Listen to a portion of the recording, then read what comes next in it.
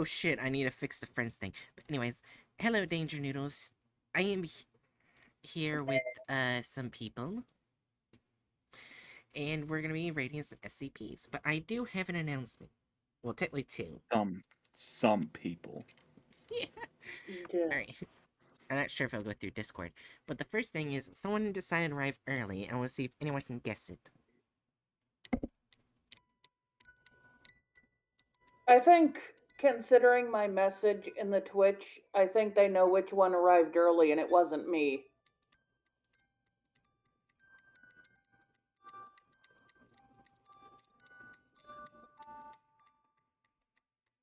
Did it go through Discord?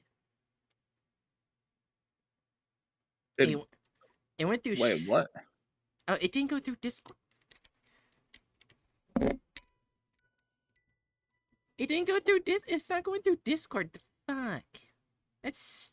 It went through... What isn't going through Discord? All I heard, the last I heard from you was you asking which person came early. I didn't say that. That was Bookworm or something. Wait, what? Or I don't know. I didn't ask her. Anyways, What the fuck is going I on? don't know. I was playing the Phasmophobia music box. Apparently, it picked up on stream, but it didn't go in Discord, and I'm upset. Well, I And didn't hear that in Discord. All I heard you say was, "Guess who arrived early." Yeah, that was the Phasmophobia box because it arrived earlier than usual. I was hoping it would pick up in Discord. A box is not a person. I know it arrived earlier than expected. It was supposed to show up in 2 weeks. And I Well, got it then you're early. supposed to say, "Guess what arrived early," not who. Whatever.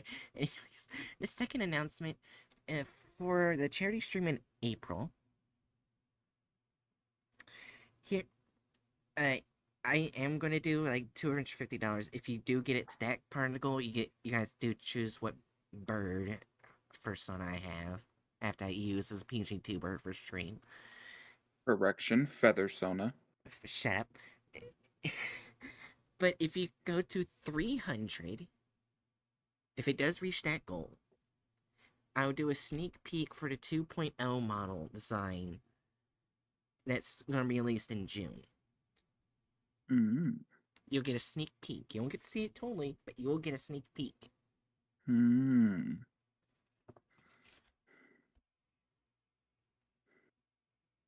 Anyway, let's start debating what Bird Bright is. Oh, fuck Then, off. and again, didn't we already come to that conclusion forever ago? Yeah. Like that one weird hagfish of birds that still has one of their claws while they're a baby. Oh my god. Yeah, if chat doesn't raise enough money to choose it, I don't know what bird it's based off of, but there's this fossil Pokemon that is based off a bird-like dinosaur, and I was gonna do the first one off of that. Are you thinking of Archaeops? Yes! Oh my gosh, thank you, yes. It's based on the Archaeopteryx, Thank which you! was effectively the first, shall we say, in between dinosaur and bird fossils that we found. Thank you. At least you knew what it was. Thank you. Well, yeah, no shit, I knew what it was. This is dinosaurs is one of my biggest special interests. Yeah. Also, oh shoot. Alright, hold on, I still think Bright is like a cassowary. I forgot, I'm using the wrong model. Give me a moment. Hatchet or Jerry, do you guys want to read this one while I'm getting the right model out? I was just gonna say, cassowaries are again too tall to be bright. Hey, they're not the tallest bird. It's not like they're like the tallest bird. They're just a tall bird. Well, yeah, but bright is most certainly not a tall bird. Well, when it comes to flightless birds, cassowaries are relatively short compared to some of them. I mean, that's true, but if we're gonna choose from a flightless bird, I think a kiwi's more appropriate. my god. Bright has never Oh. had an egg almost the entire size of her body. Well, yeah, but she She needs to have listen. her insides crushed at least once before I would consider her a kiwi. I'm not gonna say anything. I'm not gonna say anything. I'm not gonna say anything about what you just said. Okay, putting aside the potential for innuendos from that statement, all I'm thinking of is the fact that I've seen videos of kiwis sprinting around people's silos and then screeching randomly. Okay, that sounds like her. Fuck you. And they sound like demons. Like Oh, kiwis are terrifying sounding. oh, I also told this. I need to look that up. I didn't finish talking about this with you, but I didn't tell you or Brooklyn this.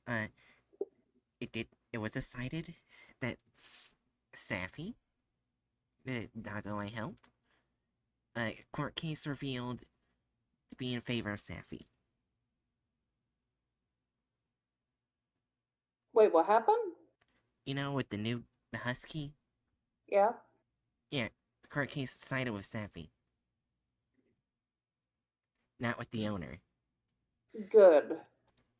However, they're trying to do another case. How the reason Safi is like not good around people is because we're putting them under distress, but they have no evidence. And so courts most likely gonna just say no. Yeah, and the Also, fact that the dog's already doing better is. yeah. Yeah. Also, Bright, for your reading convenience, Yeah. I sent the Britannica.com article for Archaeopteryx. Oh, Jesus, that's a kiwi? Yeah. I just hear like a dinosaur screeching in the background and then, oh, Jesus! Yeah, kiwis are little monsters. I also slowly heard it through Jerry's mic. Well, I looked up kiwi sounds on YouTube and I clicked on kiwi bird in our backyard showing off. Yeah.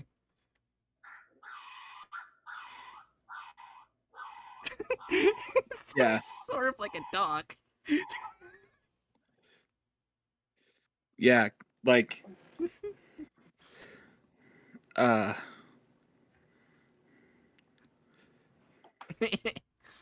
The kiwi in that video was standing like a little person. I'm going to take this screenshot and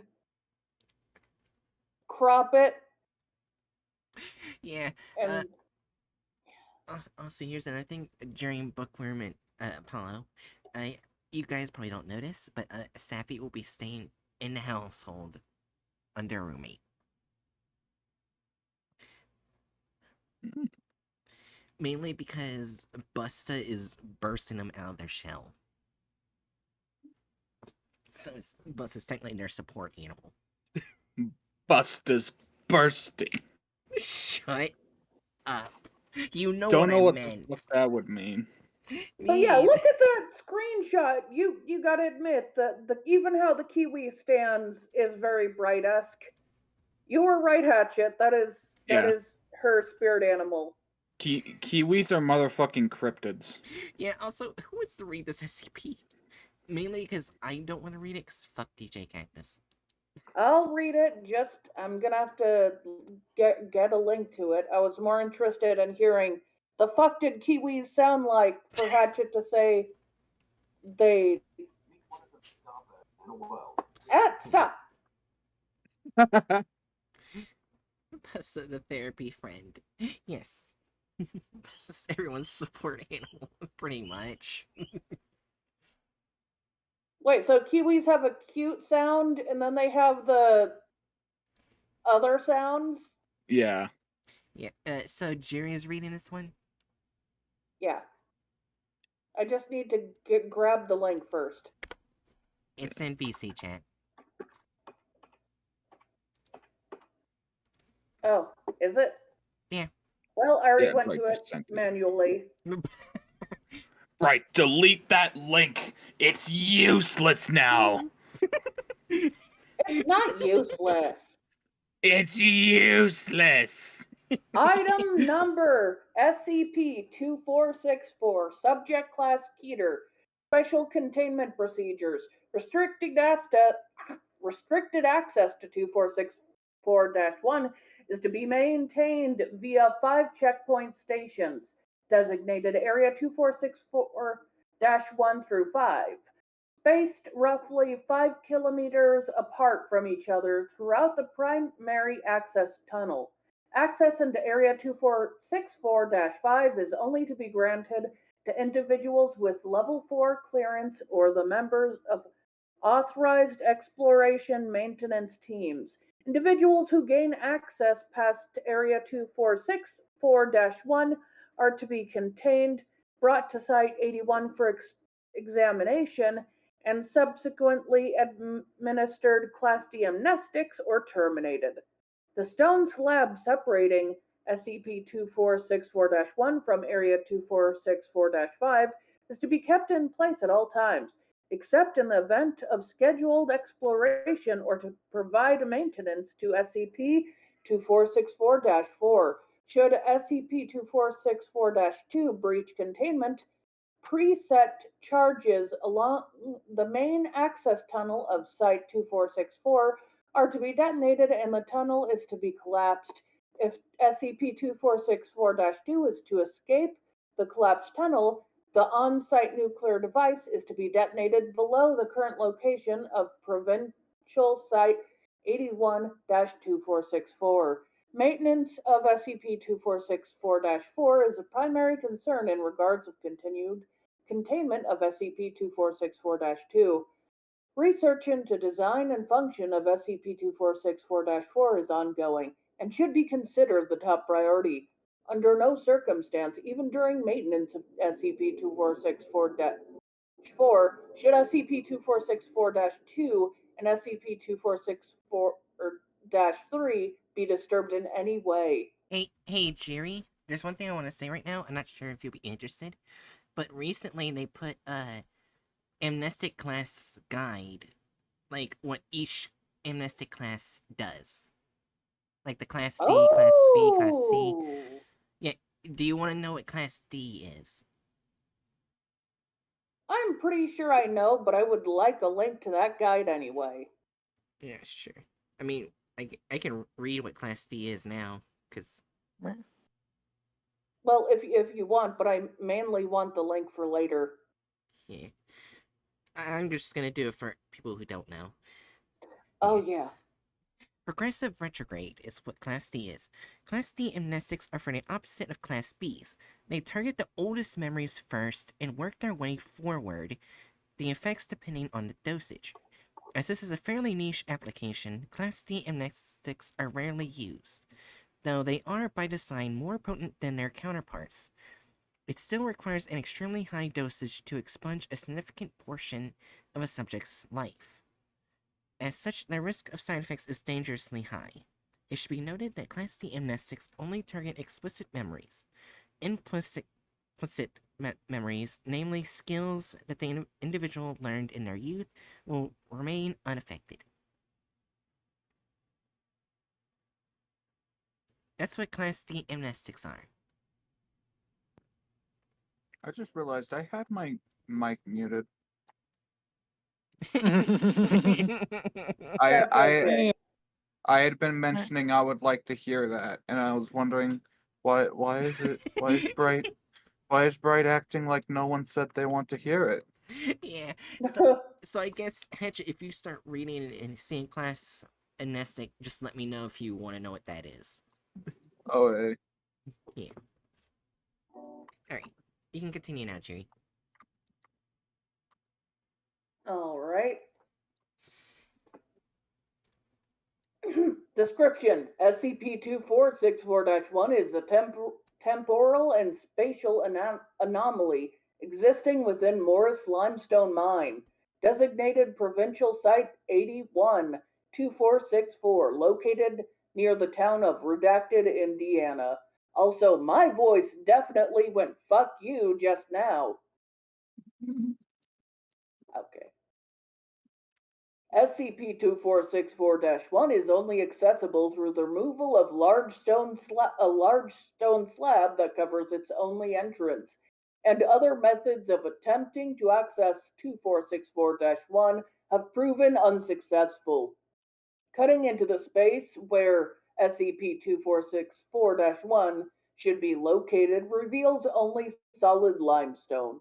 The interior of SCP-2464-1 usually appears to be a large open field of rolling hills that extends indefinitely in all directions. Situated roughly 50 meters in front of the entrance of 2464-1 is a 1980s American farmhouse in a state of advanced disrepair. Analysis of plant matter within -1 has revealed an unknown or foreign biological substance. The sun within -1 is perpetually situated at dusk. Two anomalous entities and one anomalous machine are contained within the farmhouse. All are located on the second floor master bedroom, which contains only a bed. -2, -3, and -4. -2 is a human female, aged approximately 12 years old. -2 is roughly 1.4 meters in height. I should look up how much that is in feet.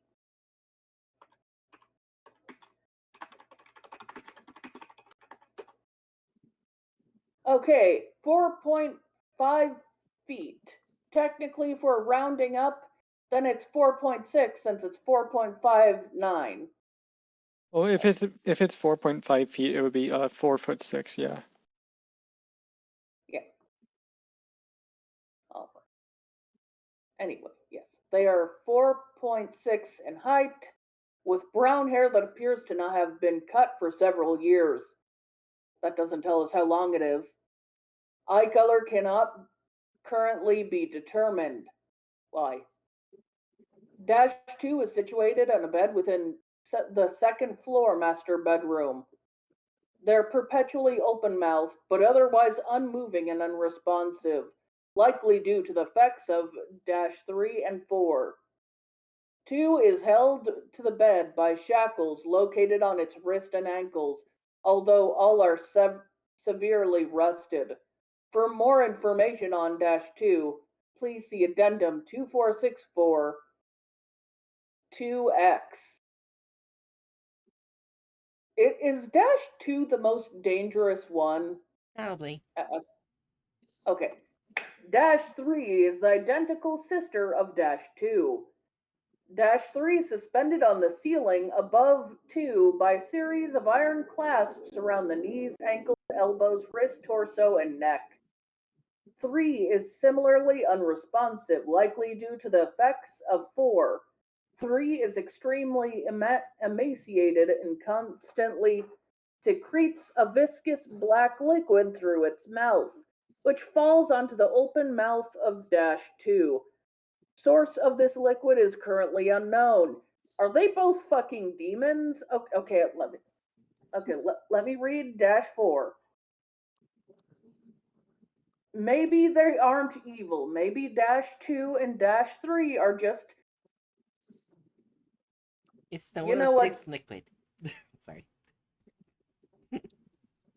Maybe the liquid is tar. I don't know. Anyway, let's go to -4.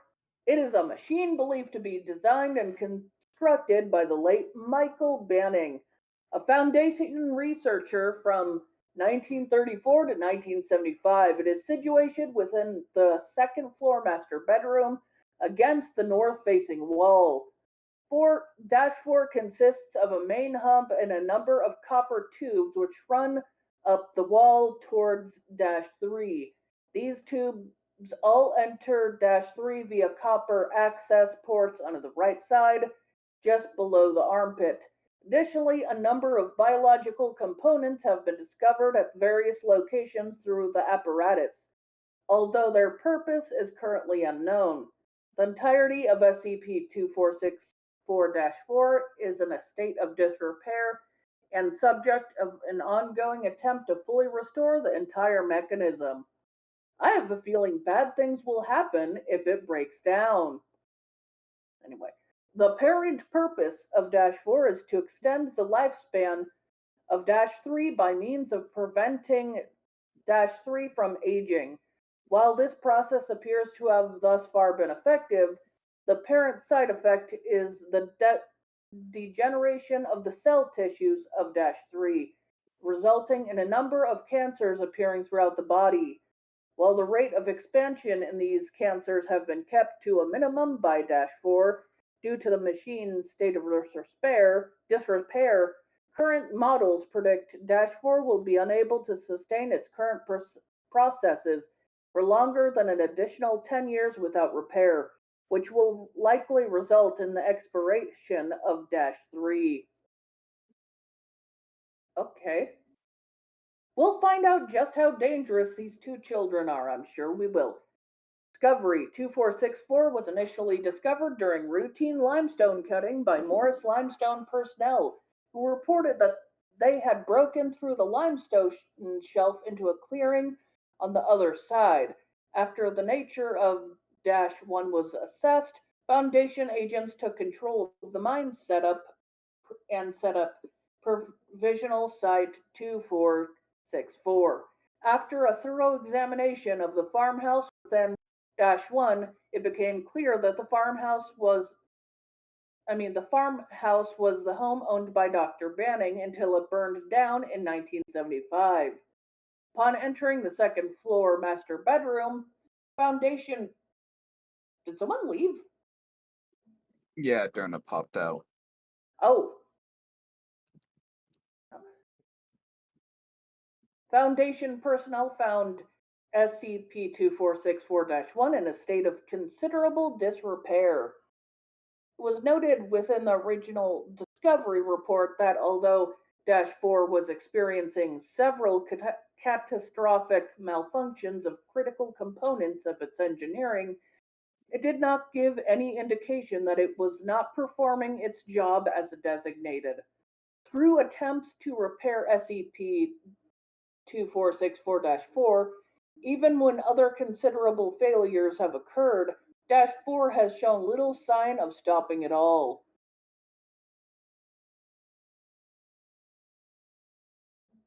Addendum 2464-2X. Information restricted to Level 4 personnel or above. Credentials accepted. It is currently believed that SCP-2464-2 is a Class. Oh, that's a high reality bender. That is Mhm. the entirety of Dash 1 outside of the existence of Dash 3 and 4 is the result of that nature. Although Dash 2 has not shown any evidence of active reality bending during its time within the Foundation containment, the presence of the spatial anomaly, coupled with the information gathered from Dr. Banning's personal files, has led to the conclusion that the function of Dash 3 was a means in which to hold 2 in an indefinite stasis, within which it would be unable to utilize its anomalous characteristics. Despite this, it seems that Dash 2 is capable of bending reality subconsciously, likely resulting in the creation of 2464-1. It is also currently believed that were Dash 4 to malfunction and Dash 3 to expire as a result, Dash 2 would be released from its current stasis. Given the information gathered from Dr. Banning's logs about the severely deteriorated mental state of his daughter, it is well within the possibility that this event could trigger an RK class reality restructuring scenario by means of Dash 2's out of control reality disruptions. Because of these factors, it has been proposed to that has been proposed to the Containment Committee that SCP-2464 to be upgraded from Euclid to Keter to express the enormity of importance to maintaining Dash 4. Oh dear. Incident report. During routine maintenance of Dash 4 on July 15th, 2013, the maintenance team leader reported hearing sounds coming from the second floor master bedroom before his team had reached it. Upon entering the room, the team leader reported that Dash 3 had its eyes open, a trait that has not been observed during containment. The order was given to perform maintenance on Dash 4 as instructed and can continue to monitor Dash 3. The scheduled maintenance went without further complication. The team leader reported that Dash 3 would follow members of his team with its eyes, but showed no other movement of any kind. Maintenance team departed the farmhouse with no complications, and Dash 3 has not displayed this type of activity since. Upgrade from Euclid to Keter was approved. Yeah, we don't have to discuss where it goes. That's the question. Like, do we put it in ZK or XK? Is ZK like reality ending? It's Yeah, the we're putting reality it ending, but XK. it's ZK is reality ending, but this is reality like Restructuring. restructuring. Yeah. So like the question is, should we consider ZK for these It issues would to probably be also ZK. include Mhm. reality restructuring? Yeah. I don't think Yeah, we she would should. accidentally end the universe. She would just accidentally change the universe. Well, yeah, but what I'm Well, meaning is like, that would. should we expand like the Well, okay. usefulness of the ZK So, classification within our group? well, so Jerry, the thing is, that can kind of like. Wait, why did my name change to serve all? Wait, what? Mm. That was a Oh, while ago.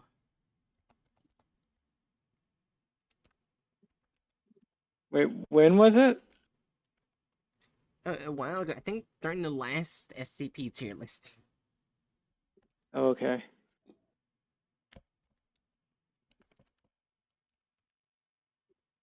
So like, But yeah, I would probably say like you could place it at ZK because it technically uh would fit because it completely kind of like destroys the reality as you know it. Yeah, I decided to add a new tier because I thought it would be a lot easier. Between ZK and XK, I put reality/world restructuring. Like completely changing world and reality. Not destroying it, but restructuring it. yeah, okay, I think it would be that's fair better Okay. to enough. do that. hmm Said it would restructure, it wouldn't destroy. I will Yeah, admit that is different than world changing, but Mm-hmm. goddamn, that is a reality bender that is way stronger than others that we know. Yeah. Also, I'm gonna read this before I go to the next SCP because I think this is funny. This is a amnestic, Class G, also known as the gaslighting amnestic. Class G amnestics induce derealization of memories, making them seem fantastic or dreamlike, causing the subject to doubt their authenticity. Standard field Class G amnestics are formulated to target memories of the anomalous and are best administered when a subject lacks any tangible evidence of their account and targeting specific memories is infeasible. Class G amnestics that target non anomalous memories, however, this has been crossed out, have been banned by the Ethics Committee. Are, and after they're crossed out, are currently under development at the request of the O5 Council. The Ethics you're Committee was cutting like, out a whole bunch. Yeah, you're cutting out a ton. God damn it.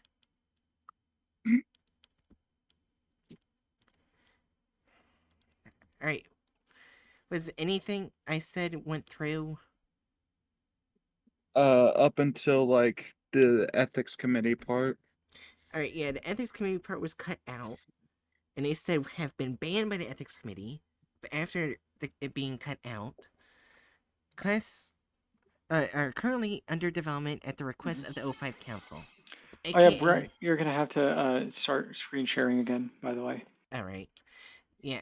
So basically, the ethics committee's like, what the fuck? Apparently these have not been made yet, but I just find it funny that they're just the gaslighting amnestics. Like the whole five council just wants to gaslight people. Really surprising. No. Why are you shocked? I'm not, I just find it funny.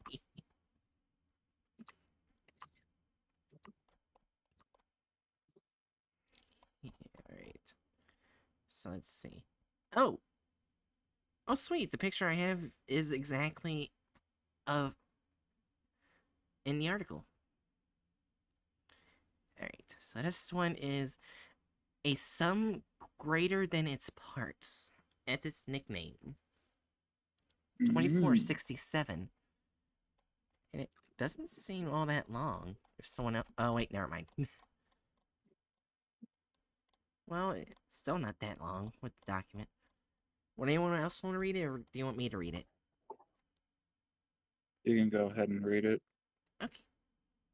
Just not to ask. I can read it. Yeah, I got this one. Alright, let me get you. Alright. Item SCP-2467. Object Class Keter. Special Containment Procedures. Foundation satellites are to constantly track the movement of 2467 with analyst? No, analyst. Analyst.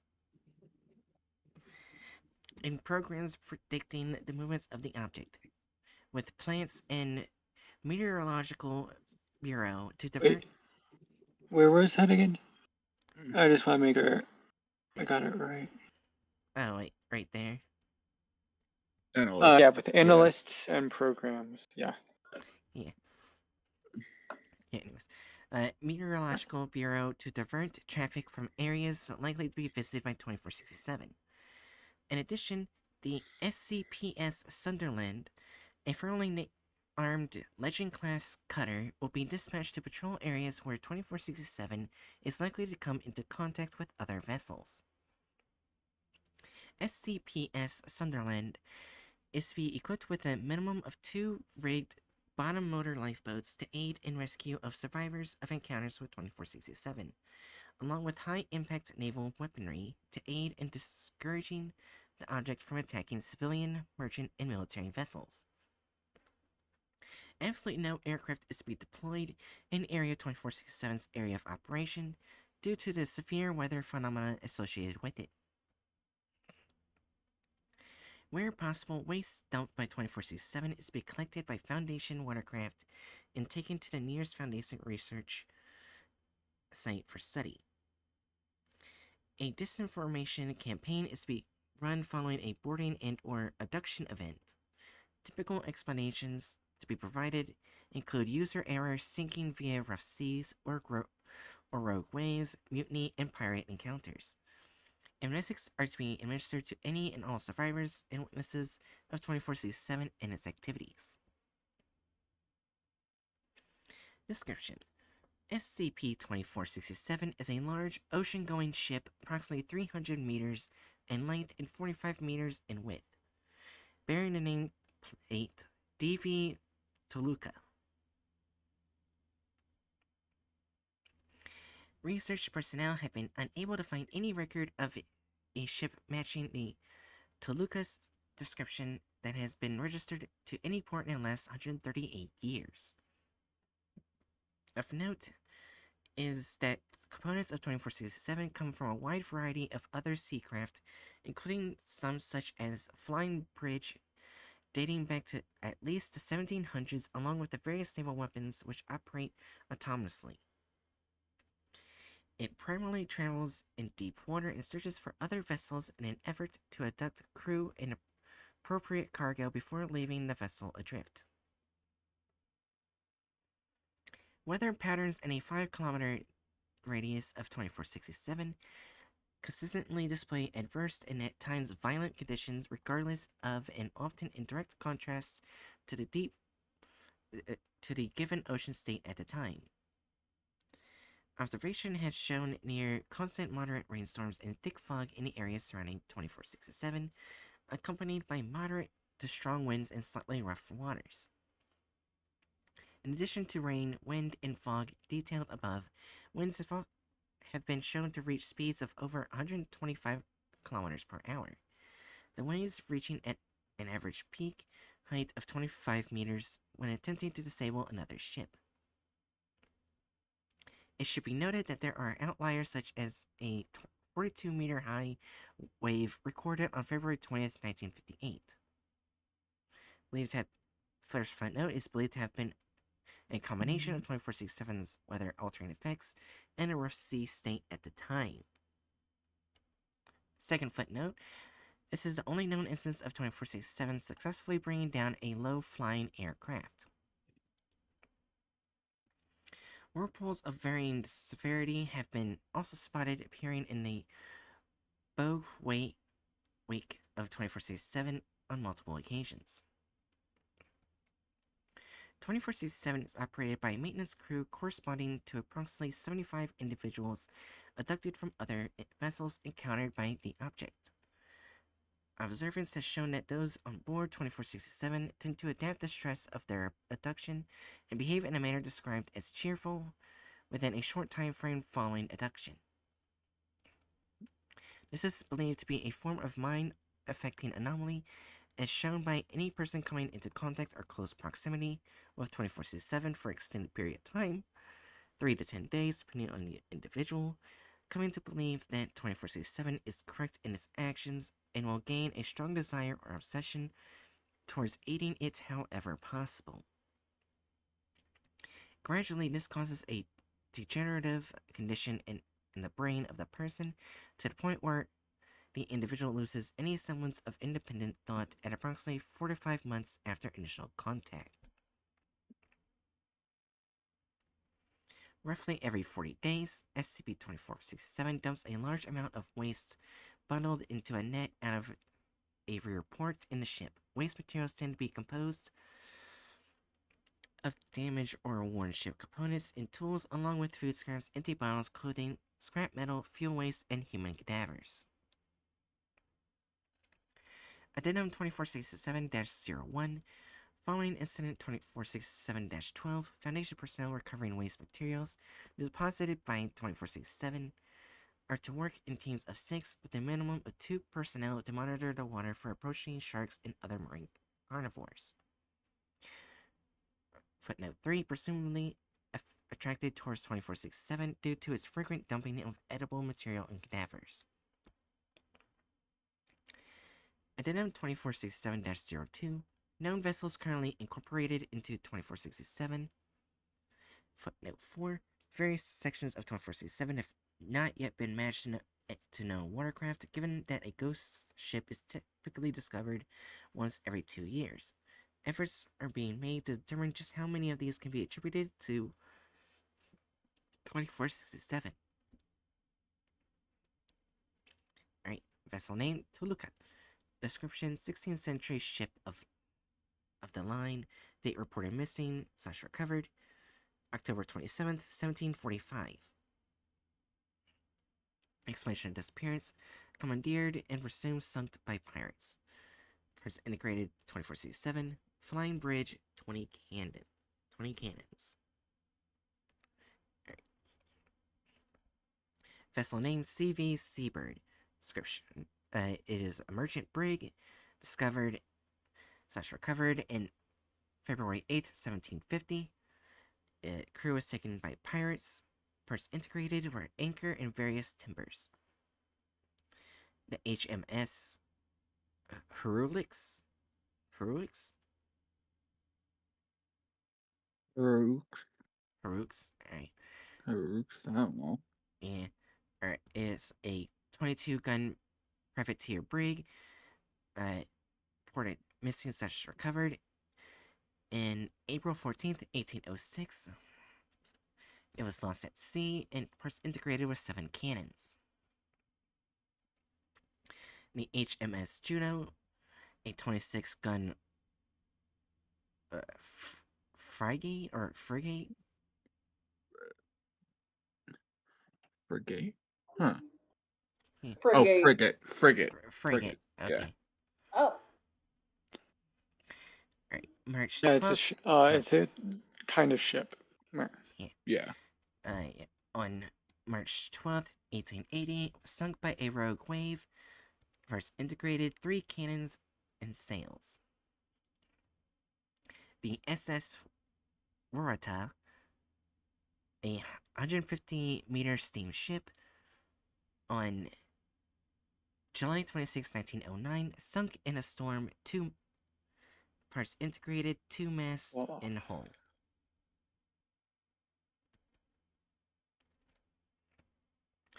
The U-52, a German armed submarine, on February 20th, 1940, destroyed in a naval minefield. Parts integrated, hull sections, and torpedoes. The Roma, Italian battleship, on September 20th, 1943, was sunk in a naval battle. Parts integrated, hull sections, bridge, and structural components, various guns. The MS Munchen, or Muchen. Yeah. Yes, MS München. It's German. Yeah, I figured. Yeah, the Lash carrier on December 19th, 1978, sunk by a rogue wave, parts integrated, hull sections, and cranes. The MV Derbyshire, the oil carrier on September 9th, 1980, sunk in a typhoon. Parts integrated, the hull. SS Admiral Nakhimov. You said that wrong.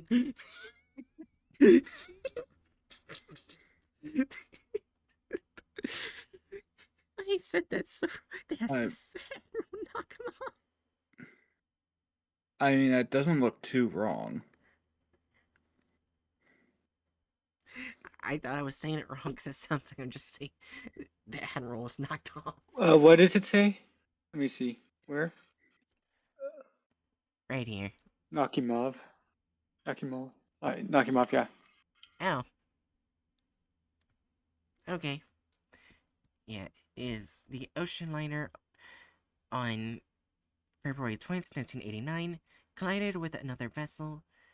Parts integrated, the bow, and funnels. Bow. Bow. God damn This it. is a ship. Yeah, there's 2 ways to say that word. Well, yeah, but we're talking about ships, damn it. You should know this. Fuck English. Anyways. I mean, we can agree on that. English is dumb. Yeah, English is. Yeah. The F/V Andrea Gale, a Well, fishing. to be honest, it's from the British, so what do you expect? Yeah. Yeah. The fishing vessel on October 28th, 1991, sunk in 1991 hurricane. Parts integrated, hull sections. The USS Eldridge, cannon-class destroyer on November 11th, 1999, sold for scrap. Parts integrated, hull sections, 3 MK 2250 caliber guns, 2 40mm MK.1 AA guns, 8 20mm MK4 AA cannons, 3 times 530mm torpedo tubes. Alright. CAS-2, 9-meter, the 9-meter yacht, on April 18th, 2007. Pilot error. Parts integrated. Glass.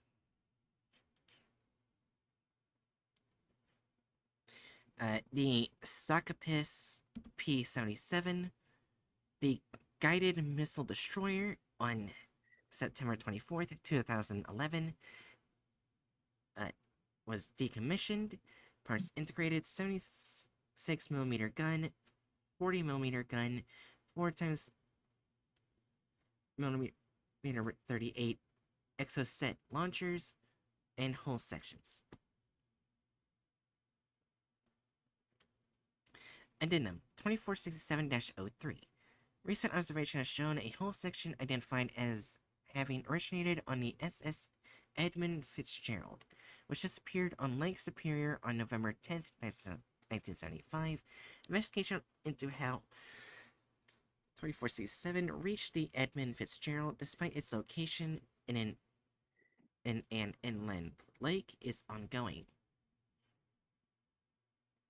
Clearance 2467/3, Document 2467-1, Document 2467-1, in an effort to better understand 2467, particularly effects and any notable events occurring on board the vessel. 4 D-class personnel trained in sailing, D-2467-01-04, were provided with a small 9-meter yacht, launched from SCPS Sunderland and given orders to sail north with the SCPS Sunderland, tailing them at a distance of 7 kilometers with the intention of them being boarded and abducted by 2467 to observe the activities of 2467 and its effects on those aboard.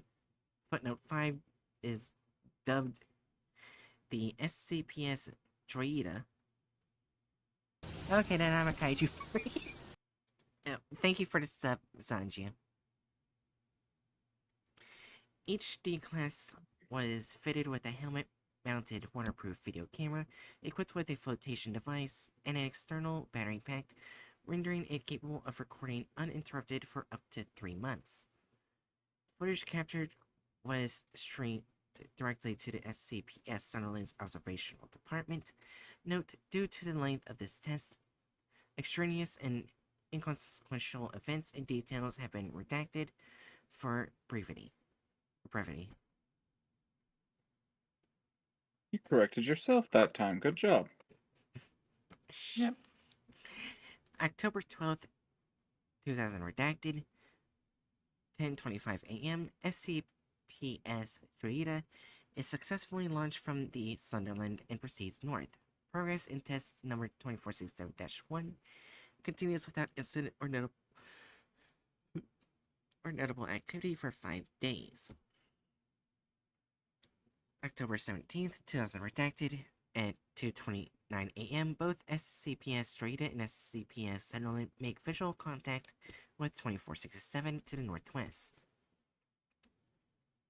At 2:31 a.m., strong westerly storm is manifested by 2467, waves of an average 4.5 to 6 meters, and wind speeds of approximately 55 kilometers per hour are recorded. Fog rolls and reducing visibility to roughly 15 meters.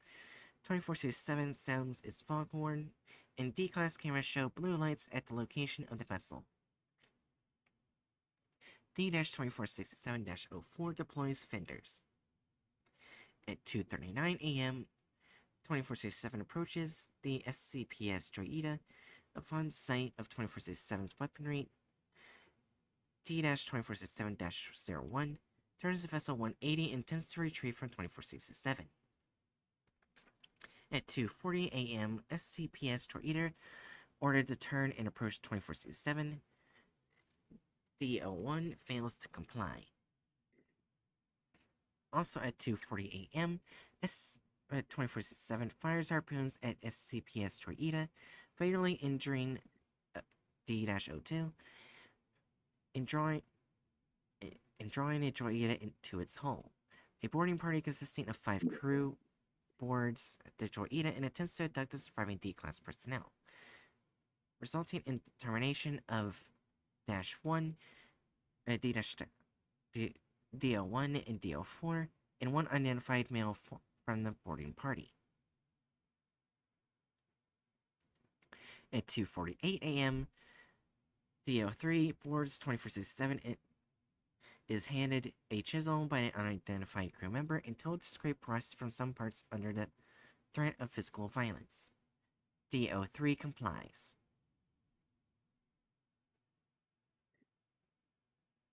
At 3:10 a.m., SCPS Sunderland successfully recovers the SCPS Droida with no parts aside from supplies taken from 2467,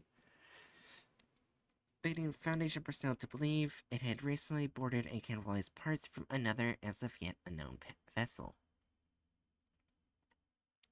Note, as of the events of October 17th, 2000 redacted, all recorded events are entirely documented by the DO3's camera. On October 23rd, at 4:50 p.m., video feed shows DO3 is displaying signs of distress and pushing a trolley loaded with basic rations to crew members of 2467. All crew, with the exception of DO3, are audibly humming an unidentified tune in unison. On October 30th, at 11:23 p.m., video feed shows DO3 still displaying signs of distress, holding in a fishing net with 3 other crew members, and as of yet, unheard voice hereby referred to as 2467-01, seemingly to come from the flying bridge, orders crew member Worthington to be brought to the flying bridge. 4 crew members apprehend a young male crew member and escort him to the flying bridge, which has the door open. Footnote 6, this is the first of only 2 times this door has been recorded open. Door to the flying bridge closes after Worthington is deposited inside. Vocalizations of distress produced from the flying bridge are audible for the following 7 days. On November 21st, at 6:55 a.m., video feed shows DO3 swabbing the port side deck, showing lower levels of distress. A lighthouse on the coast of Redacted comes into view, seemingly prompting 2467 to adjust its course and head into more open waters.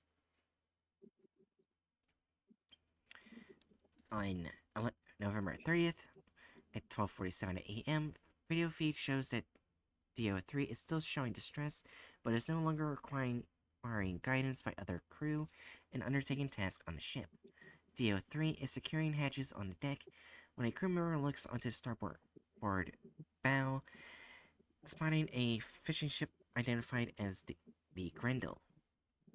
Entire crews, save for DO3, gather on the deck equipped with grappling lines and ladders as 2467 is seen to produce a very large plume of what appears to be black smoke from one of its funnels. Smoke enters the cloud cover above, producing a meteorological reaction. Heavy rain waves up to 7 meters in height, and wind reaching 70 kilometers per hour are recorded. Crew of the Grendel seem to request assistance from 2467. Both crews work together to secure the Grendel to 2467, followed by the 6 crew members of the Grendel being coerced onto 2467 under the pretense of weathering the storm. On November 30th at 1:15 p.m., a crew member belonging to 2467 is seen to produce a diving knife and fatally assault the captain of the Grendel, identified as Miss Redacted. Remaining crew members are escorted down into a lower deck as DO3 and 3 other 2467 crew descend a ladder onto the Grendel and salvage food, water, fuel, timbers, and a segment of the hull, requiring a crane to lift onto 2467's deck.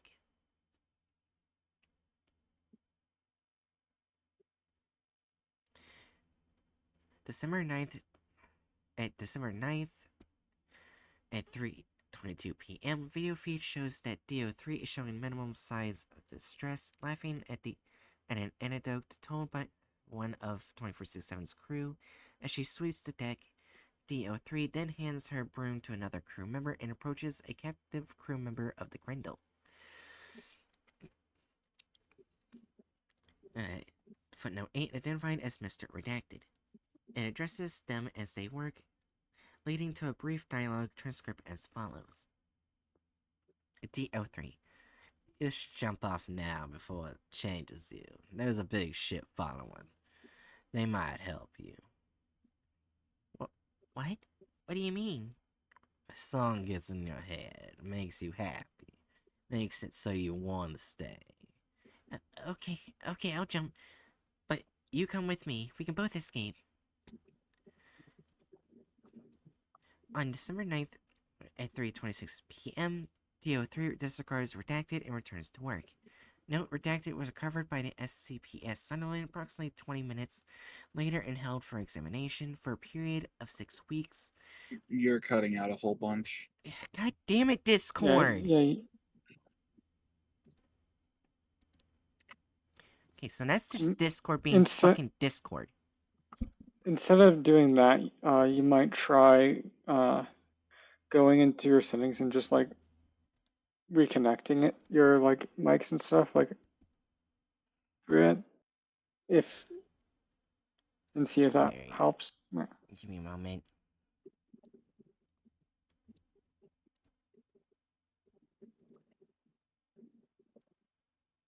Alright.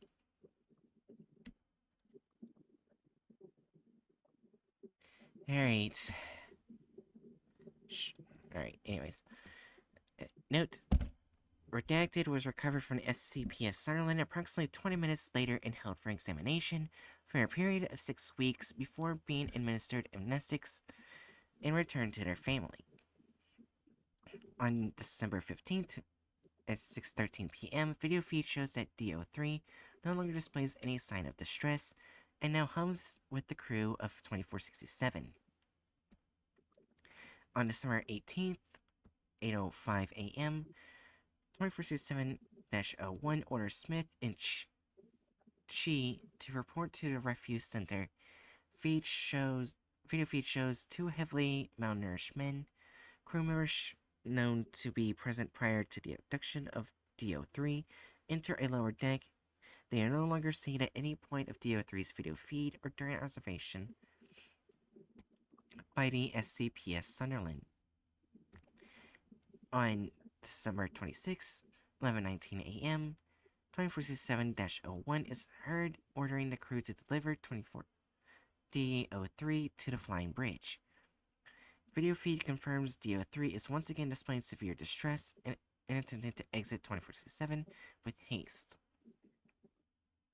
Crew of 2467 show coordinated teamwork in DO3's capture, apprehending her 3 minutes 52 seconds after 2467-01 was heard.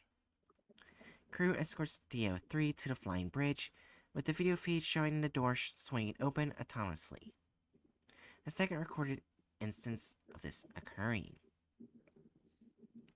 Interior of the flying bridge is obscured by an intense blue-green light and seems to cause increasingly amounts of static and tracking errors as DO3 approaches the doorway. Video feed cuts out as DO3 is thrown bodily into the doorway at 11:23 p.m. On April 18th, 12:19 p.m., video feed resumes showing total darkness until the camera abruptly emerges into a room, evidently out of a pipe. On top of the pipe of refuse to be dumped off of 2467. Contents of refuse bin include scrap metal, empty oxygen tanks, broken tools, severed body parts, and a torn D-class jumpsuit, stained with blood and other unidentified fluids. Confirmed to be that worn of DO3. Camera lens also appears to be coated in the same materials, staining the D-class jumpsuit. Sounds of distress echo down the pipe, consistent with DO3's voice, albeit heavily distorted. On April 18th at 12:29 p.m., 2467 crew member enters the room and manually places waste products into a fishing net. ties said fishing net closed and pushes the net and its contents into the port and the floor. Video feed shows port leads to an opening in the stern of 2467 and then the water. Note, waste net and camera were recovered from SCP Sunderland at 12:45 p.m. Closing statement. Following review of the footage gathered and the DNA testing of human remains recovered from 2467, it was discovered that human remains contained within the waste collected did not belong to DO3. Following this discovery, orders were given to collect any and all waste products dumped by 2467 in an effort to determine how long it would take for DO3 or her remains to be dumped by 2467. Tooth, hair, and isolated skin fragments determined to belong to DO3 were recovered on May 2nd, 2000 redacted, at 12:47 a.m. Research concluded that an as yet unknown process had caused DO3 to undergo a form of catabolism, breaking down tissue into a liquid state. Lack of other remains suggests that the resulting material was used for an unknown purpose on board 2467.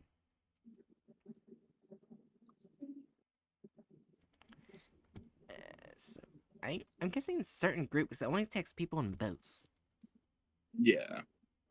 That Yeah, seems but I pretty will have to straightforward. say the fate of Dash 3 sounds worse than the other D classes. Yeah. Yeah. Also, how did hell did he get the shit that was in locked in an island, like landlocked? How did he get it? That is very odd. Yeah, They haven't figured it out yet. Yeah. because I mean, if this thing can teleport, that's more terrifying. Yeah. But we don't There's know. a there's a possibility it can. Yeah. Did it just cut off Cheery? Because I Discord think got done cutting me off? it did, yeah. Are you kidding me? Discord's just And being then we fucky. hear disgruntled Jerry sounds for like 5 seconds. Well, was I at least coming in clear? Yeah. Yeah. Yay. Stretch. So what's our next SCP and how long is it? Uh, not very long. It's Okay, I'll read this one. Just give me a second to finish up what I'm doing here. yeah, sure. All right, this one doesn't show a picture, but I I assume this has something to do with the SCP, because that's what Google gave me.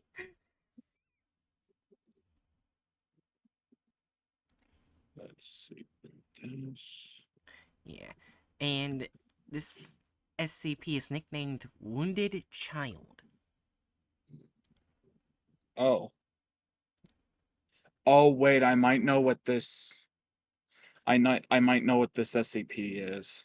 Oh, It's I not a did. wounded child, is it? Uh if I'm correct, then yes and no. Oh. But yeah, that title sounds very familiar to something I've seen. so should we give like a trigger warning? I don't remember enough to say whether yay or nay. I'm seeing, like, I didn't go further down, but I'm seeing strangulation, blunt cranial trauma, and bruises. You know what? Let's give trigger warning. This SCP may contain violence towards children. Yeah. Okay. Ow, motherfucker. What's up? I caught my toenail on something and it started pulling it. Ah. Ow. Toenail goes pull. Okay, let me just save. Yeah, I've been playing my my side profile of Dredge in the background. Ah,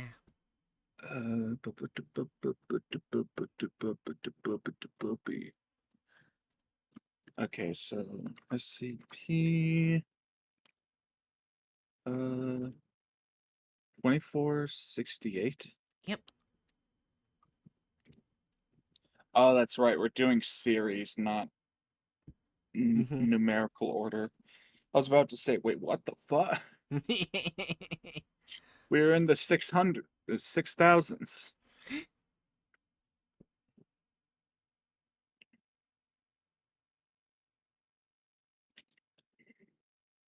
Ah, I take the drink.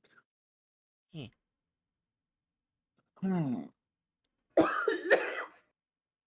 Bless you. Okay.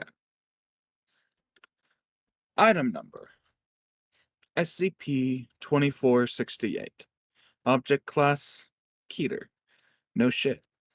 Special containment procedures. As SCP-2468 relocates at random intervals, it is impossible to fully contain the phenomena. Should 2468 relocate, the surrounding area must be locked down and quarantined by a containment team with cover stories given in the likely case of civilian activity around it. Once lockdown has been achieved, in order to maximize 2468's time within the locked zone, a minimal mass of roughly 5 kilograms of raw flesh meat, or bleh, raw fresh meat, not flesh meat. That's kind of implied by the word meat. Fresh meat will be brought to 2468's area of effect once a week, starting from day 1 of locating. Disappearance of 2468 must be reported immediately. Description: 2468 is an entity resembling a human child, with all reported cases appearing to be at the ages of 9 to 10 years old. The entity's appearance changes aperiodically, although it also bears wounds of various sources. Strangulation, blunt force trauma, and bruises of varying severity appear to be more common than others. 2468 tends to appear in populated yet open areas, including urban parks and town squares. The entity has shown a tendency to revisit places which have resulted in a successful yield. 2468's behavior is consistent across all instances. The entity lies on the floor in a fetal position and requests help in various languages. Recorded languages include English, Spanish, Russian, Swahili, Hebrew, and German, depending on its current location.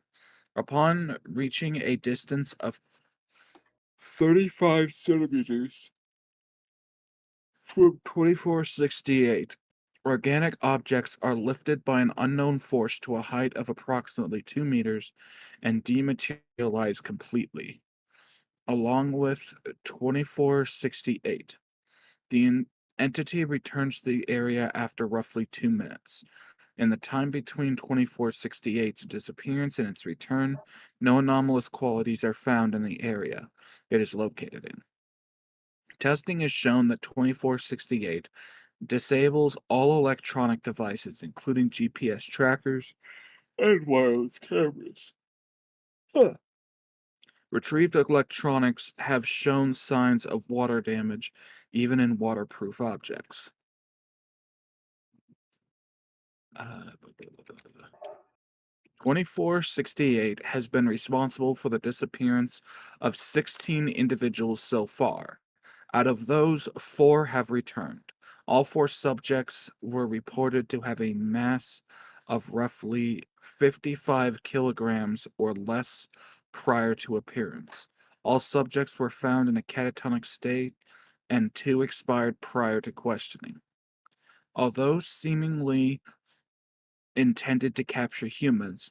2468 will accept any type of meat with a mass above 55 kilograms. Raw and fresh meat has proven to contain the anomaly in the area it's been found in longer than frozen, cooked, or expired meat. Inorganic objects not in contact with organic objects are not affected by 2468. 2468 was first cited by the Foundation during a series of disappearances in 19 redacted in the town of excuse me, Redacted, New York. The case was brought to the Foundation's attention when Redacted, a homeless woman, seemingly disappeared in front of several witnesses after approaching a child. Redacted was later found catatonic at the town's park. The Foundation interrogated the subject before administering Class B amnestics to her and all the witnesses, and initially a lockdown on 2468 surroundings in order to contain and begin research. Since its discovery, 2468 has moved 35 times. 35 times and is currently located in Redacted, Ohio. Hey. Why does it Oh. what I was about to say why is the redactions up until this point like the standard black boxes, but that's like the word redacted? Yeah, so do you want to know what Class B is? Yeah, go ahead. Class B, Regressive Retrograde. Class B indexes start by deconsolidating the most recently formed memories first, and then working their way backwards. The extent of the memory erasure is dependent on the dosage, with a 75 milligram dose resulting in approximately 24 hours of memory loss on average. These are ideal for erasing recent memories older than 6 hours without having to trigger specific memories. Nice. Addendum 2468 1. Oh, excuse me. Interview of D2468 6. Interviewed. D2468 6. Interviewer. Dr. Sanford. Forward. 2468 6 is the first D class personnel in Dr. Nyagatans yeah, that's a name I'm not going to be able to pronounce. Line of experiments with SCP-2468 to survive long enough for an interview. Begin log. Dr. Sanford. What happened after you got close to 2468? D-class. I can't really describe it, Doc. Ain't nothing like anything that ever happened to me. Sanford, could you please try? Subject looks around and sighs loudly. All right, doctor. I'll try. At first it felt like I fell up. Kind of like skydiving, you know, except this time I was going up instead of down. For a few seconds I just fell up. It's dark as hell, and then I suddenly ever fell into a pool on your stomach? That's what happened. Sanford, you fell up into a pool of water? Oh man, little bit of a formatting error here, I think. Not doing full returns after some lines. Sag. Damn. -6. It wasn't water. It didn't feel like water. Something about it was just plain wrong. That's when I noticed the fishing hook beneath my teeth. Oh, ah, Oh! oh. Okay, that's bad. That's uncomfortable feelings. Oh no! Sanford, a fishing hook? Yeah, those crooked metal things you put on your fishing rod, only a hell lot bigger and lodged in my cheek. Sanford, we didn't find any wounds on your person. Dash 6. I know, but it was there. Lord knows it was. Sanford, I believe you. Continue. What happened when you fell into the water? Dash 6. It was... I couldn't breathe. When I first tried to, I inhaled some of the water. Sweet Lord, did it burn on the way in. It was sort of like salt water, too. It was hot and overwhelming, and it felt like I was invaded by fucking salt. I could taste it in my mouth, and it was up my nose and down my chest, and subject becomes very agitated. Interview postponed. Resumed at a later date. Dash 6. Sorry about that, Doc. Sanford. It's alright. Continue. What happened next? Dash 6. Alright. I started struggling with my breath before seeing them. Sanford. Who's them? Dash 6. The fuckers who held the rods. There were 3 of them. And one was a lot bigger than the other 2. They were like massive fish with legs and hands, and they had orange scales all over their body. Except for their legs. Those were green. One of the small ones, that held me closer to its face. I could see his head and face. Subject takes a deep breath. And Lord, what an ugly face it had. Sanford. Noted. What happened then? Dash 6. That thing started shaking me around, making the most horrible noise and showing me to the big one. He just looked at me for a second, and then he threw me back in the water or air or whatever. And that's where we found you?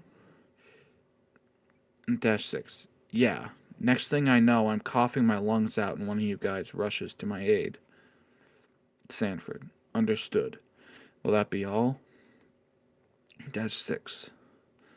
Yeah, no. He, the big one. He, it said something before it threw me back. Sanford.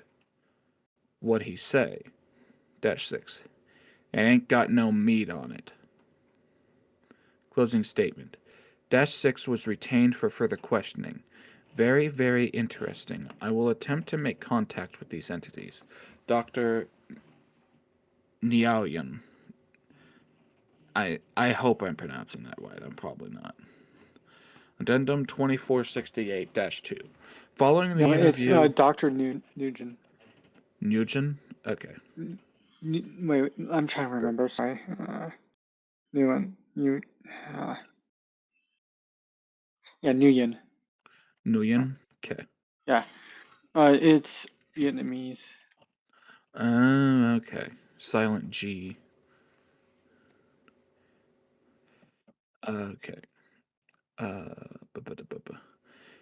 Following the interview, after gaining approval from Security Chief, redacted, starts with an H, Dr. Nguyen began attaching stainless steel plates with messages expressing benevolence and an interest in communication engraved on them to the meat supplied to 2468. All messages were rejected by 2468.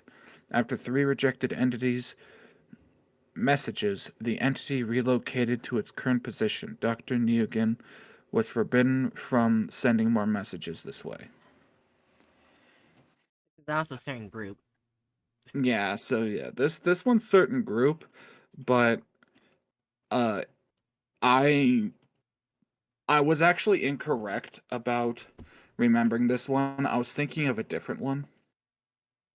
That said, I really like this one because I've always been quite keen on Mm-hmm. horror and like commentary stories that basically put humans into the perspective of animals that we hunt and or kill. That Like, is reverse fishing, isn't it? yeah, like it's literally just reverse fishing. Fish guys fishing us up out of the air. Yeah, we think we're trying to help a child, but we end up getting fished instead. Yeah. Yeah. Here. And Oh, sorry. like Continue. I was gonna say, like, the similar like it's in a similar vein to a music video from one of my favorite bands as a kid called Modest Mouse, where they had Modest Mouse and its creator are like extremely staunch environmentalists, and one of their music videos for the song, oh, why am I forgetting the name all of a sudden? Uh, I can't remember the name now. I'll look it up later. But oh wait, no, I think it's King Rat. King Rat. Song's called King Rat, and it's like an animated music video depicting whaling, except it's in reverse. It's whales whaling humans. And it gets pretty damn graphic. And it's just so effective at uh at getting the person to uh actually think about these topics. I'm Yeah. probably not describing this the best I could, but anyway. Yeah. Also, here's the thing. Before we go to the next SCP, I noticed SCP sounded familiar because I fought Professor Lucius with it. Yeah, Yeah. If you're Lucius Mm, had connected it with a different SCP unrelated to it. well, no, they uh, did, but also did basically at the very end because a the Chinese MTF person, I forgot his fucking name, got sent up to the three fish people. Chen, that's his name, Chen. Yeah. When he came back, he said instead of saying it got no meat on it, he said that the fish people said they don't like Chinese food. they just they just they just he just randomly made the fish people racist? Yes. Also, they had changed one SCP to be connected to this SCP. Yeah. And that, remember the fish airline thing? I forgot what it was called, but they had all the Yeah. humans that boarded it basically get sent to meat market on their side. Yeah.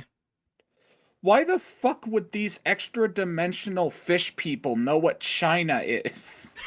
They wouldn't. just just so stupid. Well, they had to be racist because that was a lot of their things. Like They also liked showing boobs. They liked giving everything boobs. Remember, they even gave that ghost woman that was trapped boobs. Yeah. well, to be fair, I like boobs as well, but I wouldn't shoehorn boobs into everything. They did.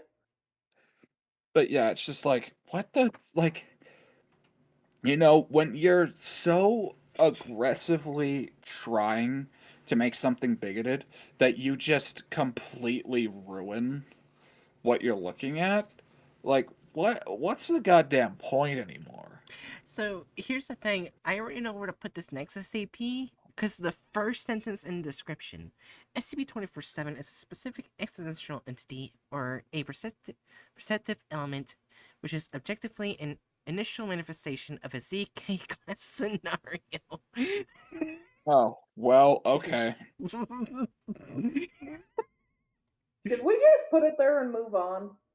We could, cause just hold on. I'm gonna go all the way to the top. Like, I'm gonna read this later, but just look how fucking long this is, and that's not all the red links. There is Uh, more red links. More Jesus red Christ. links. More red links. More Oh my, red links. that has to be the longest SCP article I've seen in a long time. How Yeah. about I read some of it, and then someone else reads some, and someone else reads some? Well, we already got a good description. Where it's Honestly, gonna go. like how long do you have to stream tonight, Bright? Till 2 a.m. basically. Till 2 a.m. I would foresee this one taking up at least the next hour. Yeah. Maybe we should read it a different time.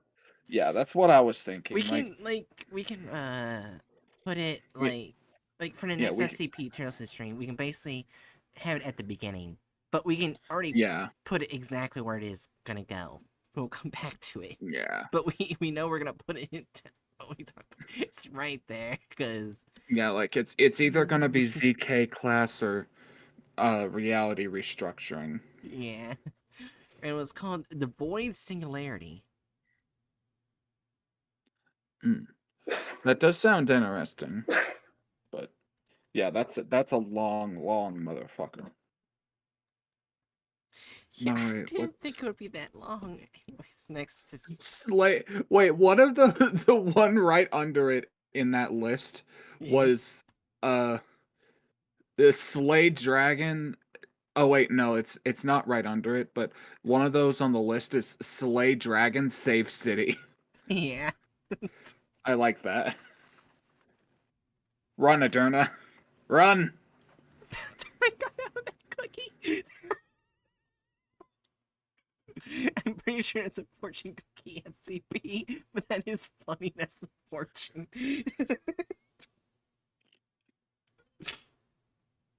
You there, Aderna? Yeah, I'm here. Okay, it looked like you were gonna try to say something because you unmuted and then silence. So what's our next SCP? 2474, but I'm just going making sure I didn't miss any. I don't know. Okay. Oh, well, I don't have to show the picture because it's in the SCP article. But there we go. Synthetic aperture radar. This Oh, one, we've got another cosmological SCP. yeah. Oh my god, this one's long as fuck too. This one is Nini Mons. Is its nickname. It's what? I'm guessing that's how you say it. It's Nini Mons. Oh, Irnini Mons. Oh, Nini? okay. Yeah, it's in Maybe I the should look up how you say that. yeah. That's Oh my god, that this name one's is also also in long. this. Oh, Jesus fucking Christ. At least it's formatted nicely. Yeah. So I guess I'm gonna be the one to read this one. Yeah, have fun reading for the next 45 minutes, Bright. I'm gonna go back to playing something while I listen. Oh, Nini is pronounced as Irini. I hate it. I hate it. But before I go, Irini. Irini! before I go, Jerry, because I have to go to the bathroom. Jerry, before I come back, make sure you talk about which one's worse, the SCP Chronicles or Professor Lucius. I'll be back. I am actually curious. Well, I guess like score-wise, SCP Chronicles is objectively worse. Well, they're both bad, but Chronicles is worse, and I can say why. With Lucius, they were more sexist, and they were always consistently racist, but they tended to typically get the SCP right some of, like, to some degree. They would cut out information, they would change some information, they would add weird shit in, but they got some of it right. They basically, yeah, like they basically made a bizarre, largely inaccurate retelling, while Chronicles basically just how Makes- accurate it was or wasn't depended on how they felt. With Yeah. them, it was kind of like they would take the story and make a paper mache out of it. How much is original, how much it isn't, depended on what they felt like. Gotcha. And then Chronicles, it got so bad because it's just like doing their own thing. Chronicles would not always be racist, not always be sexist, but they would always do something that was bad.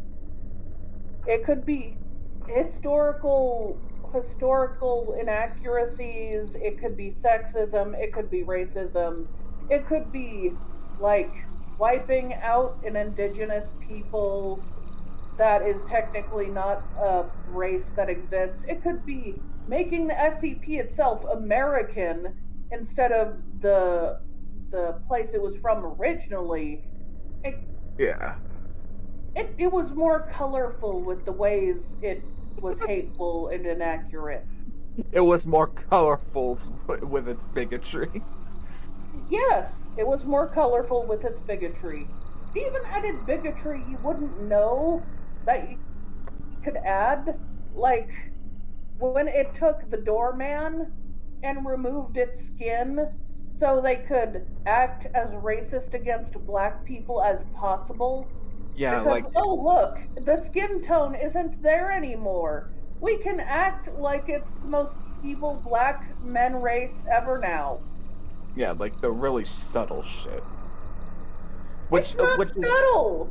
well, no, like it's subtle in the sense that the average person who isn't aware of like any sort of like critical race theory or analysis of this stuff wouldn't pick up on it.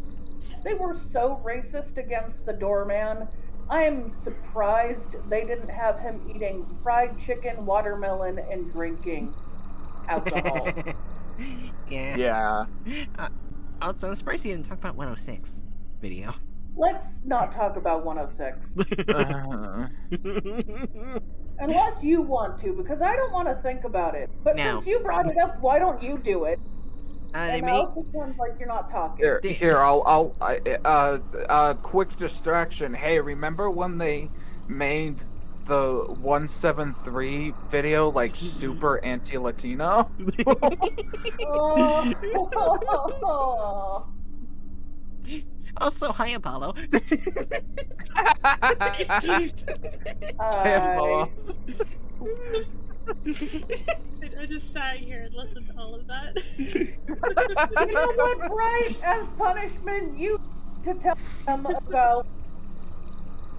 The SCP-106 video on SCP Chronicles, it was so bad that, like, basically, 106 targets, like, teenagers and adults, if I remember correctly. They made 106 constantly be a predator to a small child. Yeah, and they that sounds changed so bueno. his skin tone, so instead of being like this weird goo black color, he looked like a black man. Yeah. Of course they did. They changed him from being like black as pitch to just a guy. Yeah. Yeah, that sounds so They bueno. changed him from as black as pitch to basically a black man. Because He went from a pile of tar to an actual person. Well, yes, but and then they had him from from young adults to children. That's no bueno. Which is Yeah, just they- which, as a side note, is just impractical. Like as like an entity who's hunting things. yeah. Because why would you hunt the smallest of a prey species? Unless like you're desperately looking for it. Like if you're gonna choose between the isolated, like Well, young you adult, could go They for the basically like made smallest him of the prey look like a species pedophile. if you like. So for example, like if you were like a smaller being, maybe. well, yeah, Like, like so- Well, Like- remember they changed more than just his and hunting pattern. They also basically had him acting like a predator. Yeah, I know. I'm just All that? going like, I'm just like pointing out that like the way that 106 normally acts is like a more dominant predator in like when you're like an animal that wants to get a meal, uh you're looking at solitary targets that you can just grab, you're gonna go for the larger one because it's going to feed you for longer rather than a smaller one. But you know, fuck that to reasoning. Yeah, I'm let's see. And like as I assume Adorno was trying to say, there are predator species that focus on grabbing smaller members of a group, but that tends to be in reference to like herding animals. So like if an animal's going after a herd of animals, they're gonna grab the smallest one because otherwise they're probably not gonna grab anything. Also, when it comes to animals like goats, because in the wild, goats are really hard to grab in general. Oh yeah, true. Yeah. You don't want to fuck with a full grown goat, especially if that's they not know a good where you idea. are. Yeah. Yeah, so they'll go for the smallest goats because goats are goated. I don't know if there's a better way to say it. Yeah, they You're not like wrong. pissing off a goat that's aware of you is a fast track to getting broken bones. Yeah. Yes. Also, Bookworm. Since you fortunately missed it, it's actually on the YouTube channel 3 weeks ago. SCP-106 versus SCP Chronicles. It is on the YouTube channel. Yeah. Anyways, let's go back to this. Yeah, read about Erie Mons. Oh my god. You will not judge me for my spontaneous stroke. Shut up. Why do I feel like that needs to be clipped?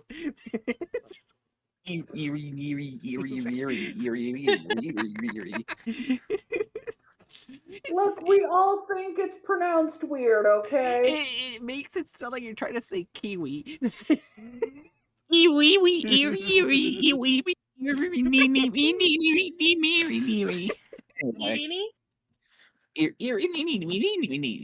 Itty. we're creating a new like weird ass alien language.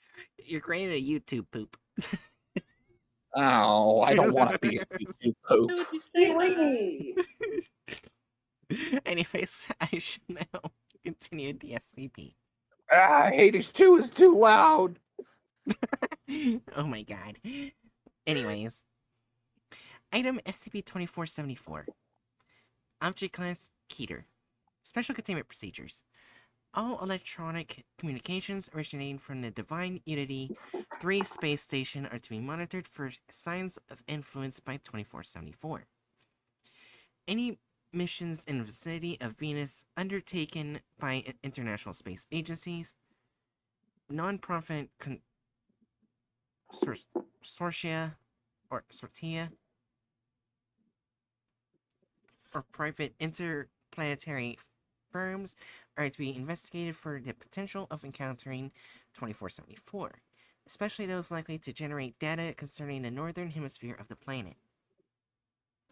All persons suspected of exposure to 2474 are to be quarantined under designation A3 protocols.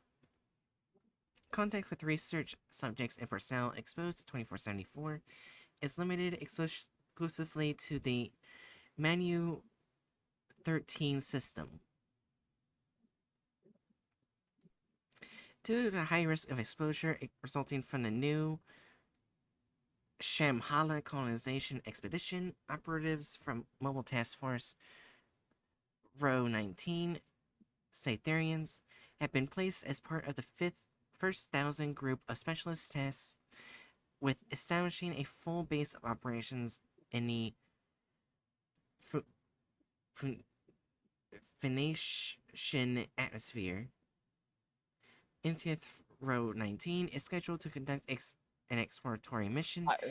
Huh? That's Venusian, Venusian, as in okay. like Venus. Right. Exploration Mission 2474 upon the arrival of expedition in March of 2153. Dispatches filed in the late 20th century by Dr. Richard Simonis documenting 2474 have been expunged from records of the era. SCP-2474 is a complex artificial structure located in the summit of Irene Mons, a shield volcano in the Ishtar Terra continent of Venus, and the appearance of an ornate geometrical pattern. While the composition of 2474 cannot be determined at this time, observation has concluded that the material comprising 2474 is not consistent with materials known to exist in quantity on the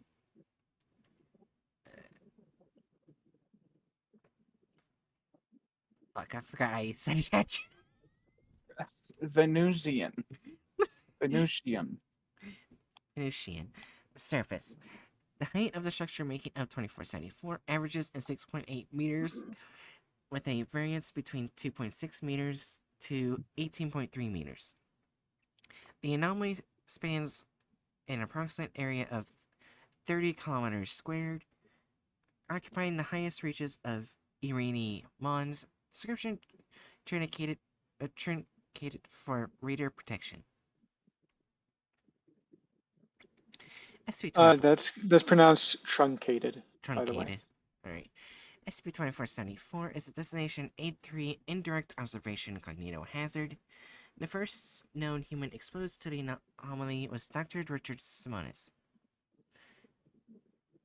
lead topography consultant on the Magellan observational mission of Venus, conducted by the now defunct National Aeronautics and Space Administration in 1992. 2474 was first documented by Dr. Simonis using synthetic aperture radar during mapping cycle 3 of Magellan's mission. Subsequent radar mapping activities examining the Venusian surface have confirmed the existence of 2474. 2474 exhibits pronounced neurological and psychological effects on humans observing it through indirect means, such as reading detailed accounts of the anomaly or viewing photographic records. These effects vary in form and severity,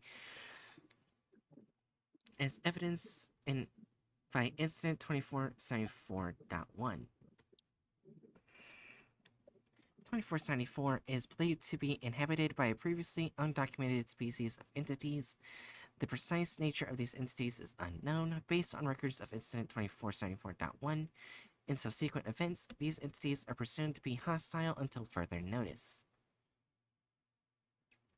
Records of Incident 2474.1 as well as seized archive of Group of Interest 004B, also known as the Cogwork Orthodox Church, have led to the currently prevailing theory that the structure comprising 2474 is of human origin.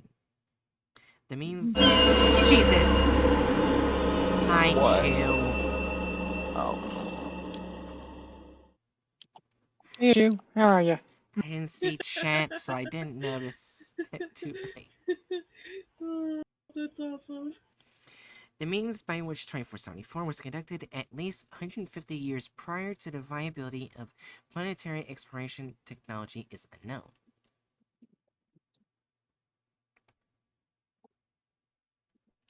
Addendum 2474.1 Initial Containment. Public knowledge of 2474 prior to Foundation containment was limited by the mistaken belief of Dr. Simonis, then a Magellan mission operative in charge of visual data, that the anomaly was a digital artifact resulting from an error in the software converting radar data to maps of the Venusian surface.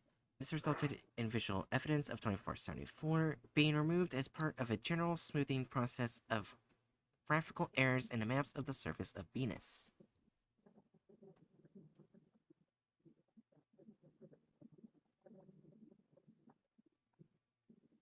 Yeah. After the events of Incident 2474.1, the personnel records of Dr. Simonis were seized and revived by Foundation researchers. Documentation shows that Dr. Simonis continued working in the aerospace industry for several years after the discovery of 2474, before abruptly resigning from the USA 88 GPS satellite launch mission staff.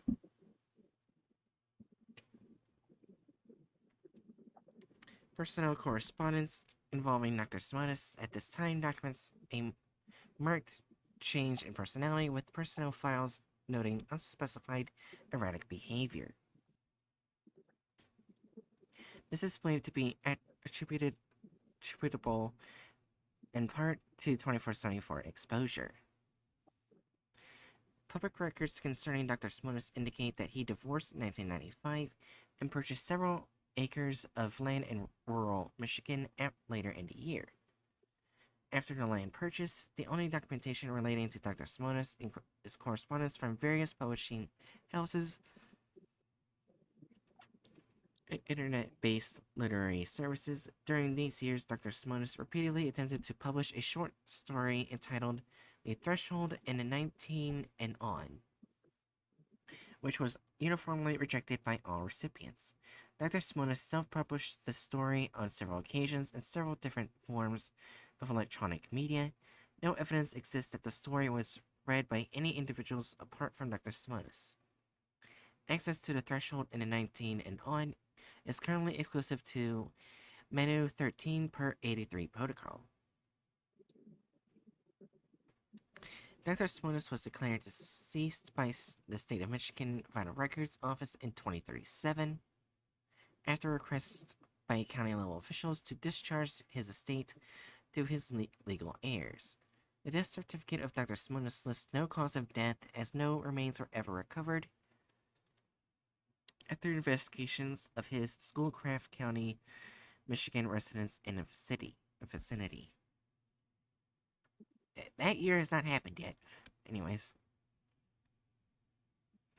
Addendum 2474.2, Incident 2474.1. Incident Report. Date November 23rd, 2142.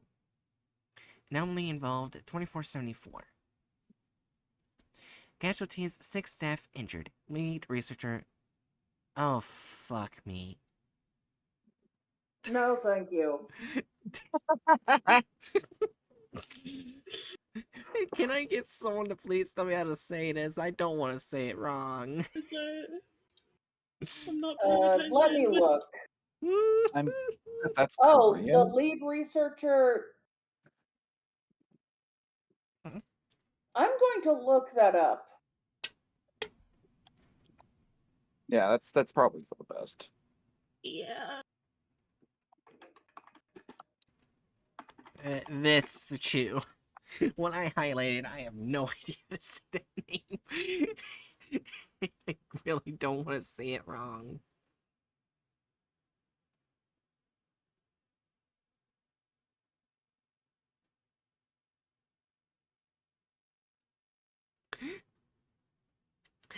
Look, Chew, at The least I salad am burry. asking how to say it right. I'm listening to how to pronounce it. Oh, sorry.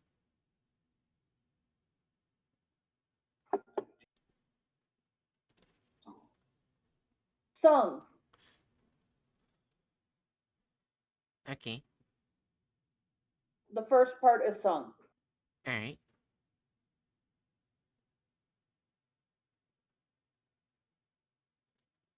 Should I look up J and Rim? Probably. Just to Yeah. be safe.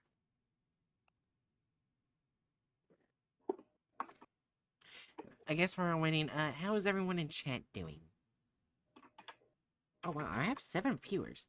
Why is it every time when I do, like, either the content farm or this, I get the most views. I don't know. This is peak content for you, I guess. I guess so.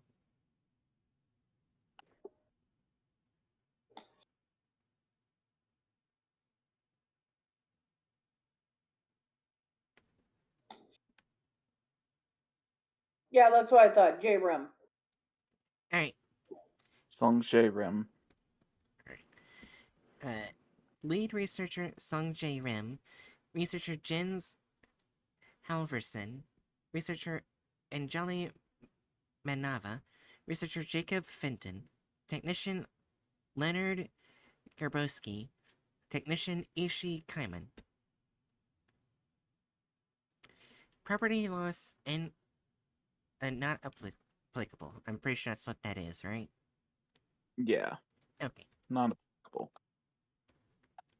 Yeah, incident summary. Research team analyzing imagery results from the recent Harbinger 3 clandestine satellite, or clandestine satellite Clandestine. Yeah. mission and You were correct. It's clandestine. oh, Harbinger 3. Yeah. Well, I guess you can like pronounce it either way. I guess Ah, it can kind of just depend on like where you are or whatever. So great. I don't know. Yeah. Harbinger 3 clandestine satellite mission in low Venus orbit encounters image of unknown presumed anomalous structure present in northern Venusian hemisphere approximately 3 hours after final report for initial SCP classification. All members of research team begin exhibiting signs of distress. Lead researcher Sung becomes unresponsive to all stimuli, while researcher Fenton and technician Kaiman report visual and auditory hallucinations. Remaining team members report intense sensation of intrusive thoughts. All personnel immediately quarantined under emergency cognitohazard response procedures. Response 2474 receives official classification and is listed as designation A3 cognitohazard. Lead researcher Sung receives diagnosis of permanent vegetative state and is moved to long-term intensive care facility. Researcher Fenton and technician Kaiman receive ongoing course of sedatives and antipsychotics to control anomalous symptoms. All staff currently being evaluated for therapeutic and counseling needs upon expiry of A3 quarantine.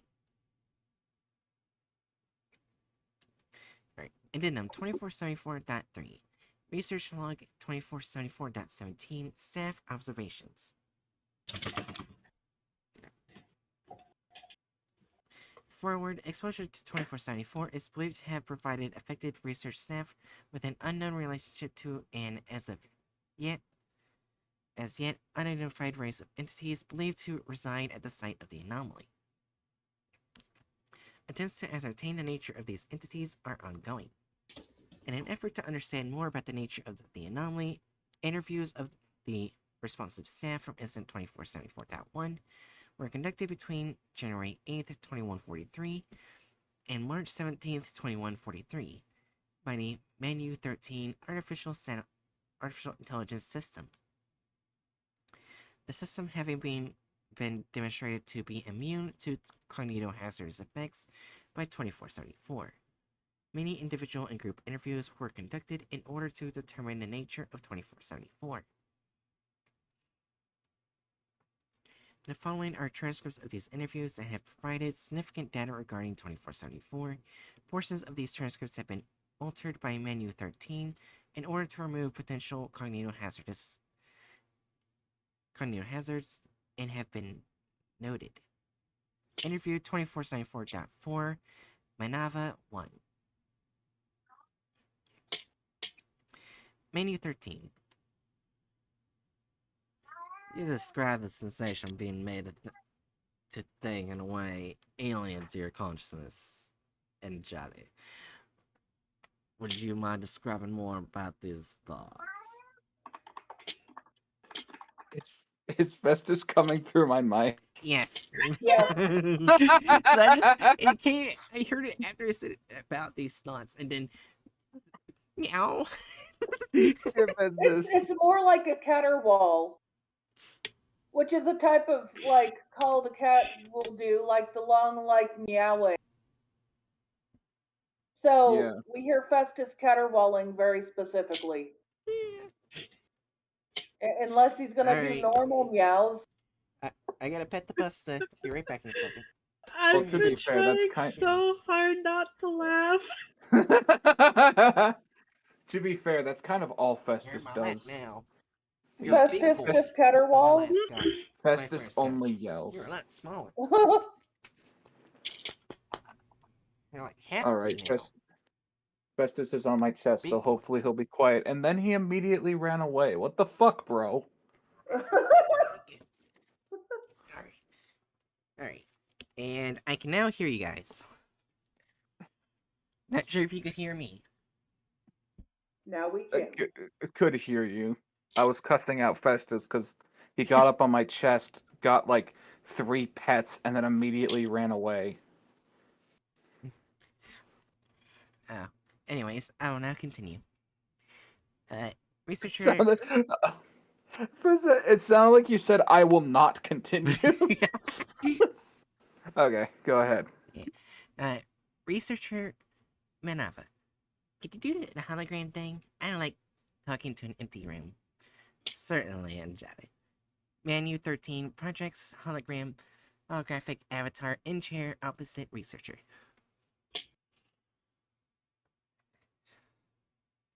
Would you mind describing more about these thoughts? It wasn't neatly defined, not like images or clear phases or anything neat. It was all kinds of muddled together, but it was like I wasn't in control of it. Does that make sense? No. Well, joking. Yes, please continue. Anyway, it would be something like a collection of sensations or the memory of sensations. And there would be words in it, a little. Like, I would be cognizant that I should be feeling an intense heat on my face. And I would be thinking of distance between 2 parallel lines, and the word Fumu would echo around it in it. Believed to be the term for form, in an archaic form of Yoruba dialect in this context. What do you...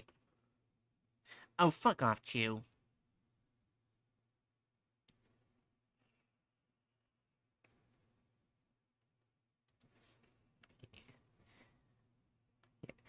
Researcher Manava pauses. It was overpowering. Nothing else could be in my head while that was happening. I didn't know to be afraid or to think that I was being violated somehow. And you know what's weird? What is weird? Thinking back on it, it's not happening again when I remember it. But I feel some of the same things. Well, not feel, but almost feel. Like remembering something that just happened to you. That is weird. That is consistent with narratives provided by Grabowski and Halverson. It's becoming different now, just talking about it. It's transcript altered for reader protection. It's frustrating, like I'm almost remembering something not quite. Fictional speaking.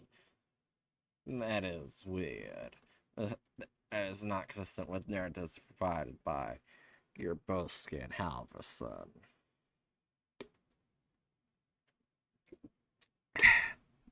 Anyways, interview 2474.11 Ishi 3.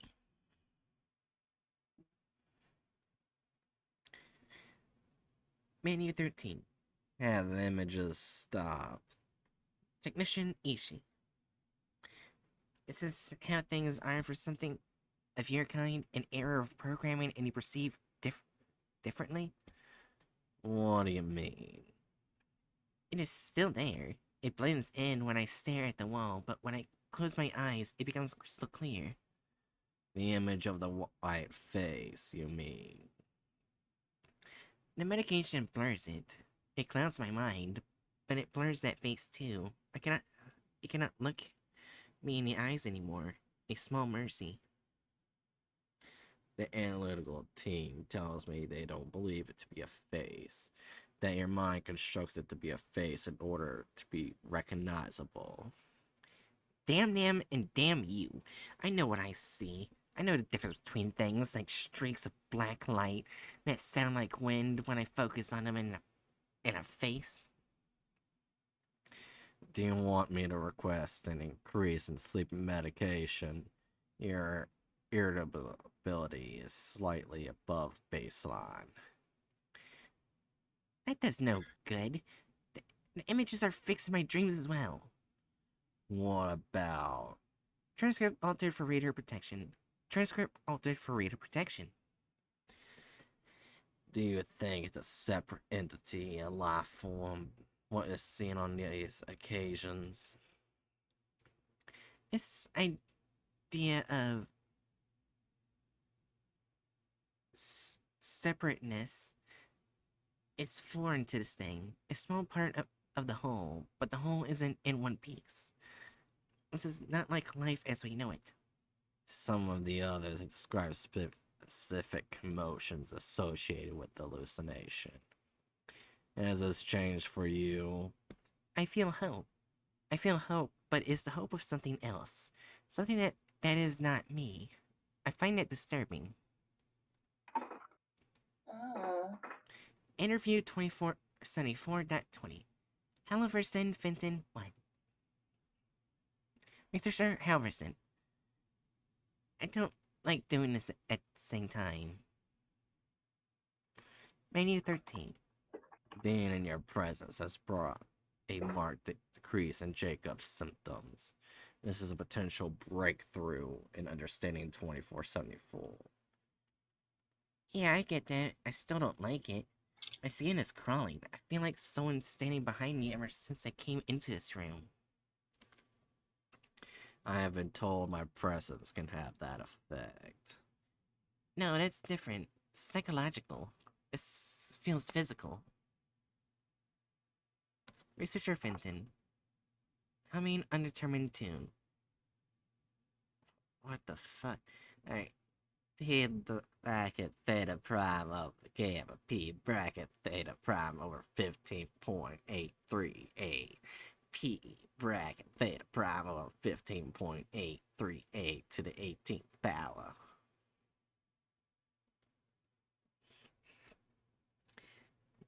This is the most intelligible Jacob has been since the initial incident. It's not intelligible. That's not even math. Researcher Fenton continues humming in background. That is yet to be determined. Leave the math to me, Jens. Menu 13 laughs. Yes, you got a point there, Jacob. Jacob, it's me, Jens. Do you recognize me? Fenton flinches violently away and continues humming. P bracket theta prime over P bracket equals 3. P bracket theta prime over P bracket equals 2. Jacob has an attempt to flee from a non-existent stimulus for 3 consecutive hours. This is really a noteworthy departure. Halverson puts hands over her face. God, it's bright all of a sudden. Hold on, he's going to say... 1, 1, 2, 1, 1, 3, 1, 2. Yeah, that. And now it's gonna be 1, 3, 1 over theta prime. 1, 4, 1, 2, 1, 3 over theta prime. 1, 3, 1 over pi. Fascinating. That's not the term I would use.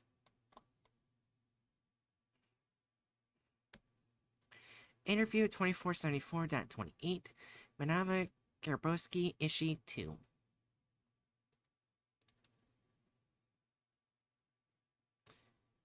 Menu 13. You are speaking for that group again, and Jolly. Researcher Manava. Yes. You are speaking for the group and Jolly. Like last time, I'm going to ask you to reflect upon the influence you felt during the incident.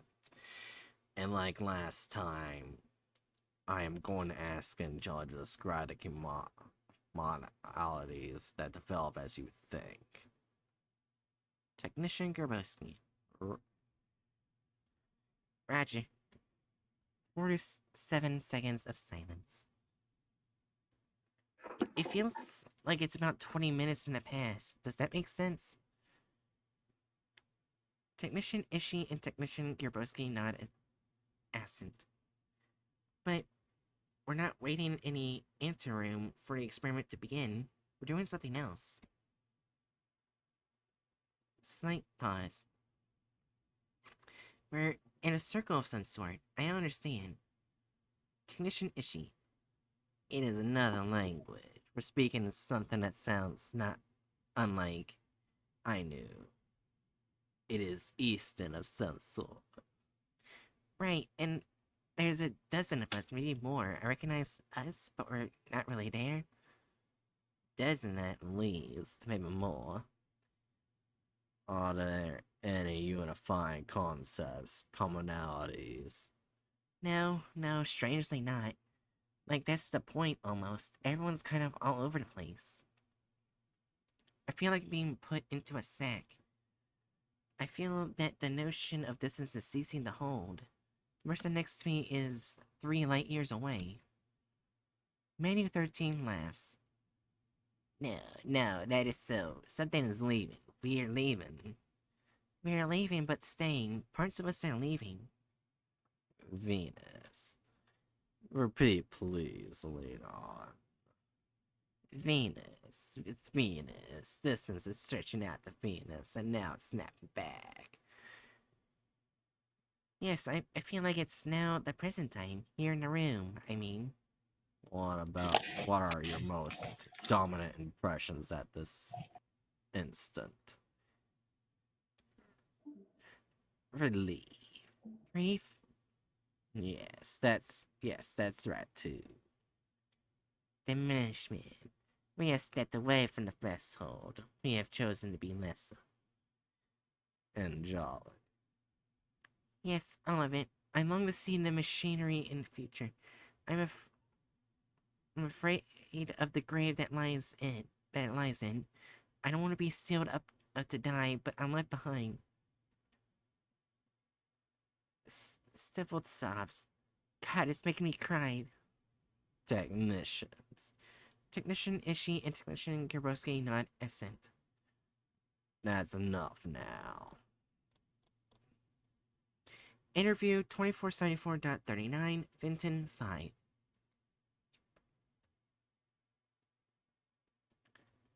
Menu 13. Time since last dosage of therapeutic drugs is now 5 hours, 38 minutes. Are you certain you want to proceed, Jacob? Researcher Fenton. Yes. I've seen it. I saw it before, but I didn't know what it was. But I'm really seeing it now. You need to take this stuff into the record. This is obviously distressing you. Doesn't matter. We need to do this now, while it's still fresh. Then give me my cups full of pills again. You've said you've seen it. What have you seen? The skip. I've been inside it. Security records have you accounted for in the facility for the entire duration of... No, not like that. These things, they travel, not to places, not like that. Then you think, and then they have you, just like that. They're not here, not yet, but you can still go with them a little. They leak out around what should be. I don't understand, Jacob. Tell me about the location. Transcript altered for reader protection.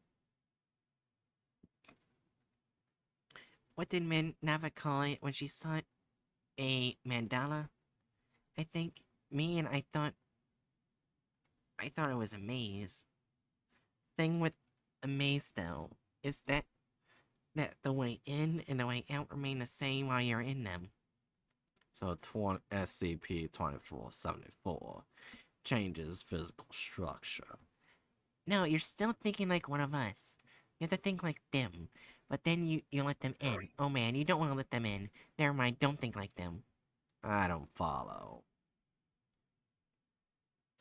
There are people in there. I've seen them. Not just people, though. No, there's machines, great gleaming towers of metal. With no purpose that we can figure. Chasms going deep into the ground, wires, lights. They have shit in there that can grind thoughts. Manu. I don't even think they're supposed to do that. Just a side effect. That kind of stuff happens when you force things into states of being that they don't belong in. You can tell from the interior, steel hovering in gaseous form through the hall's electrical current made solid. Can you imagine being locked up in something like that? There are people. How is that so? Some went with them. They're not people anymore, of course. How could they be? Things didn't go as clear as expected when the 13 expelled these things. Clean. Thought... Clean. No, it's me. Yeah. Thought without body, sexier than you might think. Expelled? What do you mean by that? Ejected, forced out from us long before anyone could write this. Stuffed down.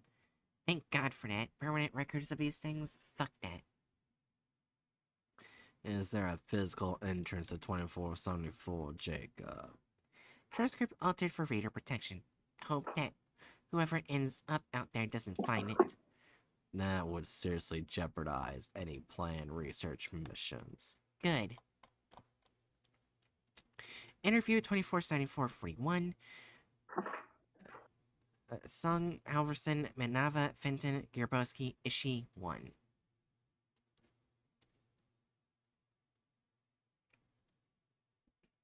Menu 13. Site security officer informs me that all systems are clear for deployment. We will now commence. 8 seconds of silence. Researcher Fenton hums in background. Steady electronic beeps from heart rate monitor attached to lead researcher Sung's hospital bed.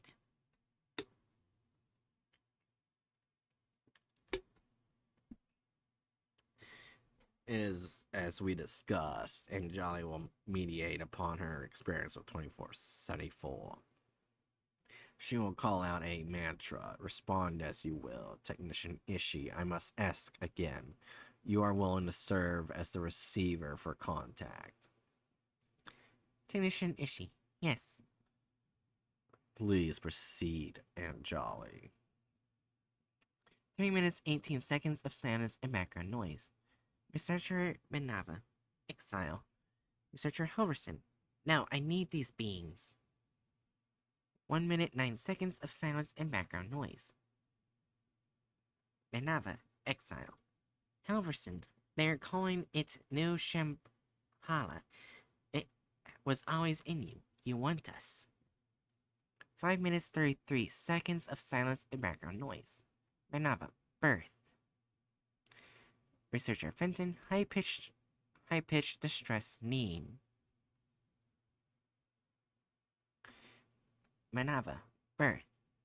Fenton continues high-pitched neem noises. Manava, life. Neem stops 2 minutes, 18 seconds of silence. Gerbowski, that ain't life. That can't be life. Manava, enter. Lead researcher Sung. No. Footnote 3. Despite the event, EEG monitors detected no brain activity at this time. Lead researcher Sung has remained in a permanent vegetative state since this incident. Audible distress from several staff.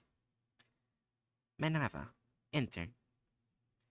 Technician Ishii. Transcript altered for reader protection. 18 minutes 45 seconds missing for reader protection.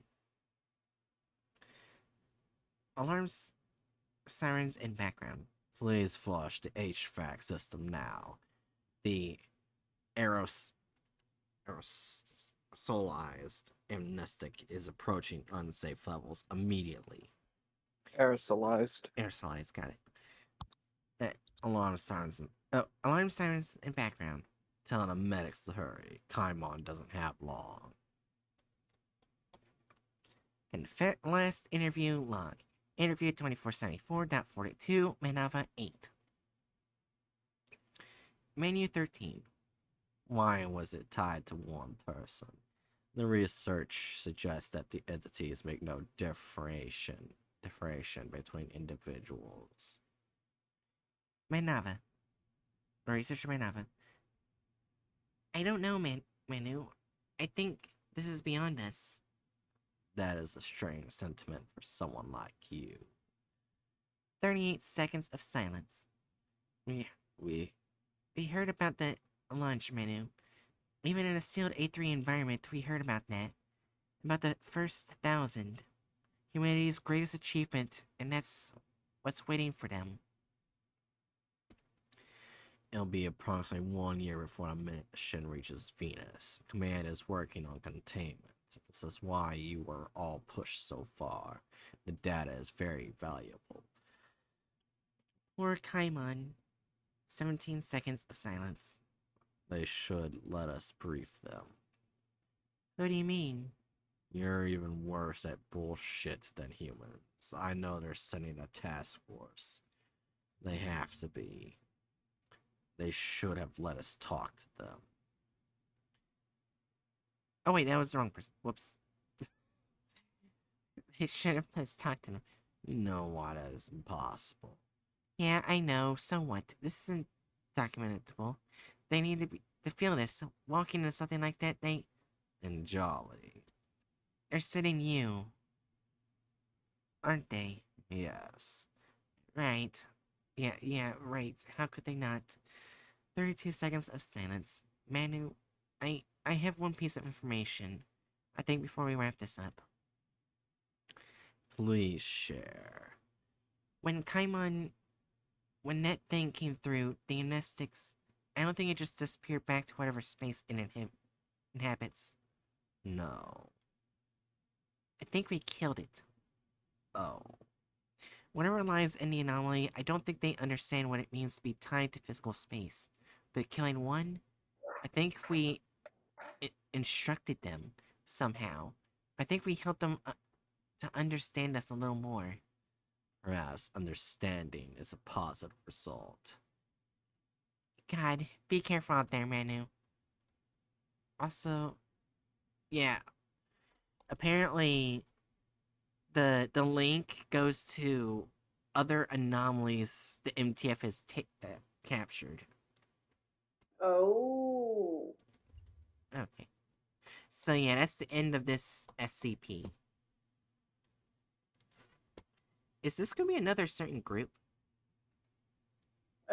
It might be. Oh, Good. motherfucker, I was muted. You okay out there? Yeah, I was gonna say, yeah, I think it's certain group again because like there's some danger from it, but you have to have the means to look at a very specific place on Venus. Which, granted, Right. this SCP article takes place in the future, so maybe that's easier for people then. But otherwise, the only other source of infection is from talking about it, Yeah. and that's just meh. Early on in the article, I had to take like 3 double takes because I heard it mention the now defunct NASA. And Yeah. I was about to say, oh, wait, what? Wait, man, what? Maybe NASA comes back. I don't think NASA comes back. I just find that funny. Yeah. Yes, Elon Musk does have a job then. No more space Elon Musk rockets. doesn't. Elon Oh. Musk doesn't work through Oh. NASA, you dingus. Oh. The the whole point of SpaceX is trying to pull aeronautic stuff away from being a government thing and into the private sector.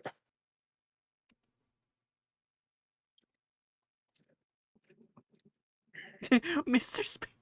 Finishing in position. Check. Mr. Dare. Was what? What the hell? Is this? This is not. I think this is a guy going to. Oh, it was created by Gamers Against Weed. No wonder. I was about to say these are that's like a very odd grouping of new little misters. Mr. Just had the tattoo. Mr. Top Text and Mr. Bottom Text. Mr. Finale. Oh, you can't even click on that one.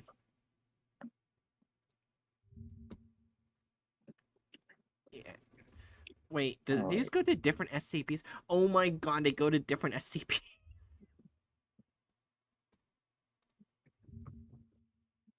Adoption poster Darius is one of the links.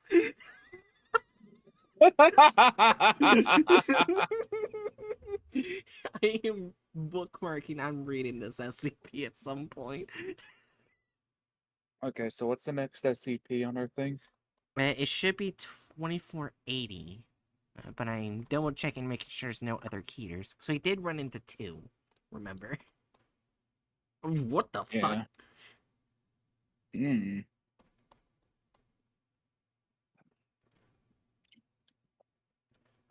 Oh, So object class safe slash not I just about said nuclear slash keter slash presumed neutralized. Fun. I'm seeing if there's like any special shit. Looks like there's epsilon messages. This is another one that's long as shit. It's oh my god. You know what? Why don't we just call it a night? Orientation. Well, I'm seeing if there's like a change to its. Well, I mean, we already know what it is. It's neutralized. What if it's not actually neutralized? Oh, it's presumed presumed. neutralized. That means it's.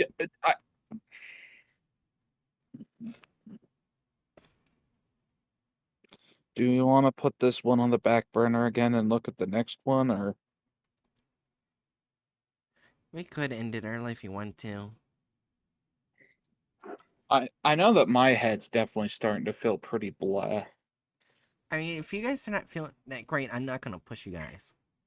Oh, I'm fine with continuing. It just feels like we're hitting a lot of large walls for some reason. Yeah, we can probably start this next time after the big long one. We look at that one.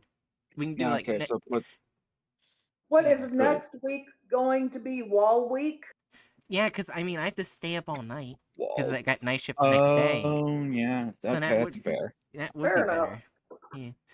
Also, apparently, the GOC failed to kill it. Oh! And No, the why don't we GOC wa- destroyed all documents to it prior You know to. what? I need to hear about this week. Fuck it. Oh, so we're reading this now? Not sure if I want to read so much. I'll read it.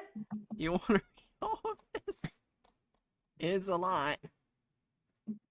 I'll do my best. Alright.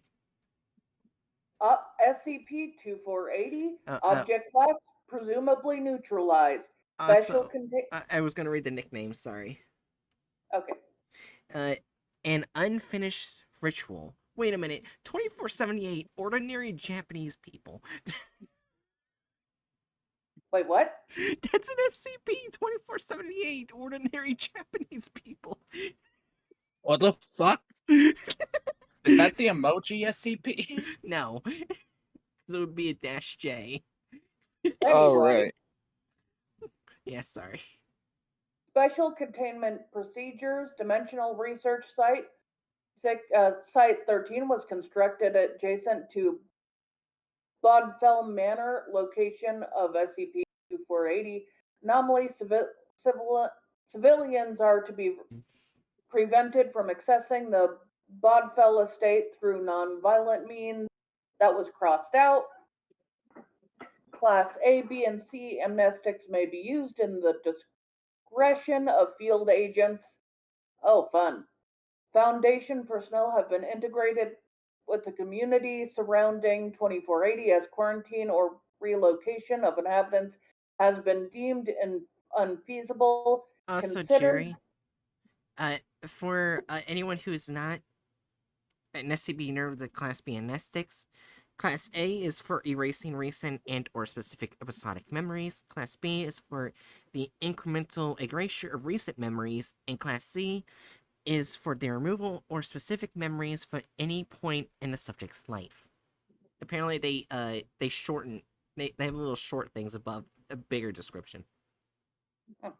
Sorry, I just did that for people who don't know. That's fair. I just kind of wanted to race through the wall. Yeah, that's fair. But you have a point. People should still know. Foundation personnel have, oh yeah, I already read that part. Considered the best source of information for SCP-2480 anomalies, agents are able to make local inquiries and investigate any reports or claims of anomalous nature. Mobile Task Force Epsilon 6 Village Idiots have infiltrated the community and are to remain on lookout for anomalous and manifestations. Mobile Task Force Psi 9 Abyss Gazers is to remain on standby in case of an emanation event? What is an emanation? Hell if I know. I'm looking that up because considering how big it is, I want. There we go. Emanation, an abstract but perceptible thing that issues or originates from a source. The action or process of issuing from a source. A tenuous substance or form of radiation given off by something. Hmm. Oh my. The use of force has been authorized and anomalous manifestations are to be destroyed without prejudice. It sounds very dangerous. Description 2480 is speculated to be a dimensional anomaly located in redacted Massachusetts, a coastal and heavily forested town with just over 12,000 has been crossed out, 9,000 residents. SCP-2480 was allegedly created by accident when agents from the Global Occult Coalition interrupted a ritual on November 28, 1952. While the true purpose of this ritual remains unknown to date, the Foundation has concluded the anomaly to be the result of the inept and heavy-handed approach of the GOC operatives. You know, that may be crossed out, but I So, vibe with blaming the GOC for being too heavy-handed. also, Jerry, I kid you not. This before you read that, I immediately typed into Twitch chat, "Is this SCP gonna be like the chair SCP?" And I got an immediate answer. Yeah, I'll admit the chair was so friendly before it was hurt that anytime I think of the GOC fucking up, I think of the chair. Because it just wanted to help people. And they put it through a wood chipper. Yeah. Oh my gosh. They gave a wood they gave a chair PTSD. It feels like these streams have like a 50% chance to always come back to the chair. Well, that's because whenever you bring up the GOC, you not think about that chair, right? Well, yeah. But I just find it interesting how a chair can have such an impact on our conversations about SCP stuff. Well, just remember it's currently mulch.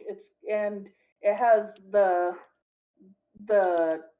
treatment for its PTSD being used for flowers, being told how useful and wonderful it is, Yeah. and everyone treating it very nicely and peacefully. Nothing remotely violent or remotely GOC related any.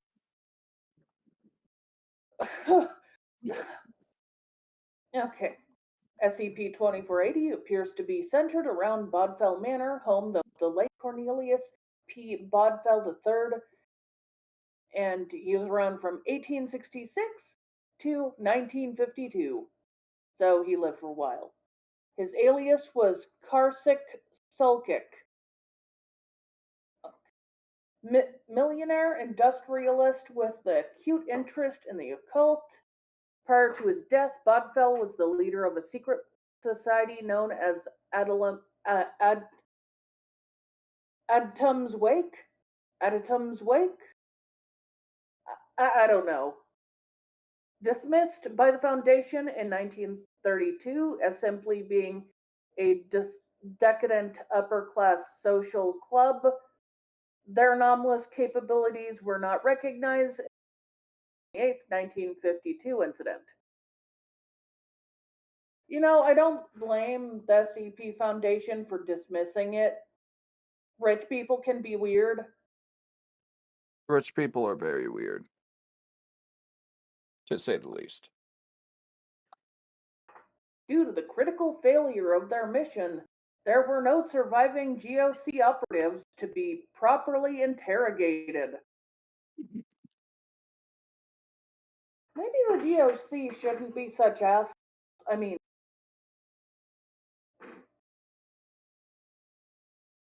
I'm not saying they cause a lot of problems by being assholes, but they cause a lot of problems by being assholes.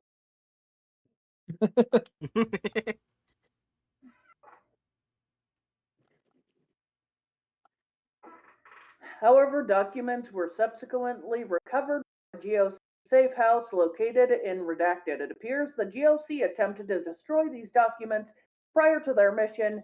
You fucking idiots. A torn report, lower half missing, with a photograph attached via paperclip, was discovered in the back of a fireplace along with significant ash. It is assumed that all other documents have been incinerated. What's the fuck? What is wrong with the GOC? What kind of organization that's attempting to deal with something in an official manner destroys their own documents arbitrarily? Well, remember, the GOC's way to approach anomalous entities is to burn and destroy and shred everything. Therefore, they know the Foundation disagrees with them and tends to try to destroy evidence of their assholery. Yep. And that's why they do it. They don't want that to give them side eye. Anyway. Footnote 2, subject was never apprehended or recorded among the deceased and has been since classified as a person of interest. Yeah. Threat ID. Threat ID KTE 0452 Black Grand Karcist Ion. I do not believe this individual to be a historical mythical ion, but rather a predator. Nevertheless, this pseudo ion continues to represent a high level threat. Dr. Judith Lowe. Authorized response level 4, severe threat. Liquidation pending. Description KTE 0452 Black, hereafter referred to as subject, is a humanoid threat entity of variable appearance. Subject most often appears in priestly vestments and carrying a staff. Subject is able to disappear and reappear at will, shape and manipulate organic material, bend reality. See document 37B. Document not recovered with KT 0452-black. The GOC probably burned the document we need to look at, didn't they? Fucking. And is hypothesized to be biologically immortal. While subject is classified as human, they are not believed to be human. Whether they ever were is still debatable. Fucking GOC. Sorry. Psychological profile indicates malignant narcissism and megalomania. Subject is believed to have aided the creation of Sarctic cults throughout much of the world. See on Sarcasm for further details. The Foundation now has possession of a copy of this document due to the agreements involved with Project Citra Archaea. The report was less extensive than presumably assumed, but is currently being studied by Dr. Judith Law, Senior Advisor at the Department of History, Religious GOI Threat Analysis. See SCP 2075 and SCP 2095 for presumably related anomalies. Should I look at those anomalies? I don't know. Maybe some other time. Yeah. Okay. It has been verified, but was previously theorized that the GOC operatives intended to assassinate the person of interest 93. As person of interest 93 was not discovered among the dead, it can be surmised that the GOC did not achieve their primary goal. Fucking assholes.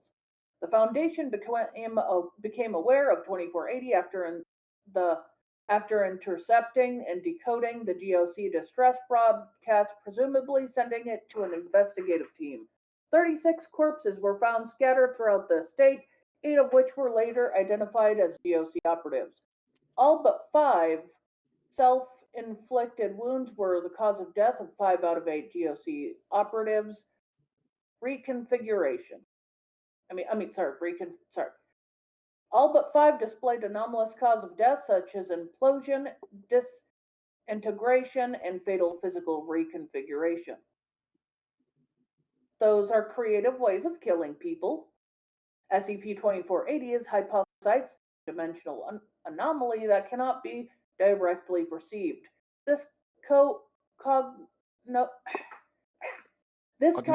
hazard affects spheres with perception and in such a way that only through the use of perception altering chemicals and or the direction sustained observation of effects on local reality, it may be detected. Reality alterations were subtle and restricted to Bodfell Manor, manifesting as impossible interior dimensions. Exterior were just non-Euclidean architecture and additional rooms and corridors that did not previously exist. SCP-2480 has been classified as safe, but all of that was crossed out, so okay.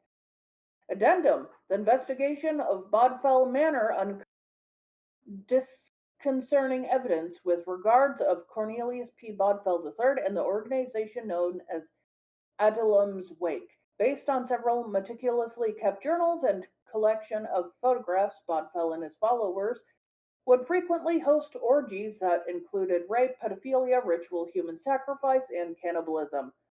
Discovered within the journals were sermon notes and guest lists whose names have included affluent families, respected politicians, leaders of industry, and even those of religious authority. Among Bodfell's belongings was a handwritten tome containing religious scripture. His journals frequently referenced this book as Valkzaron.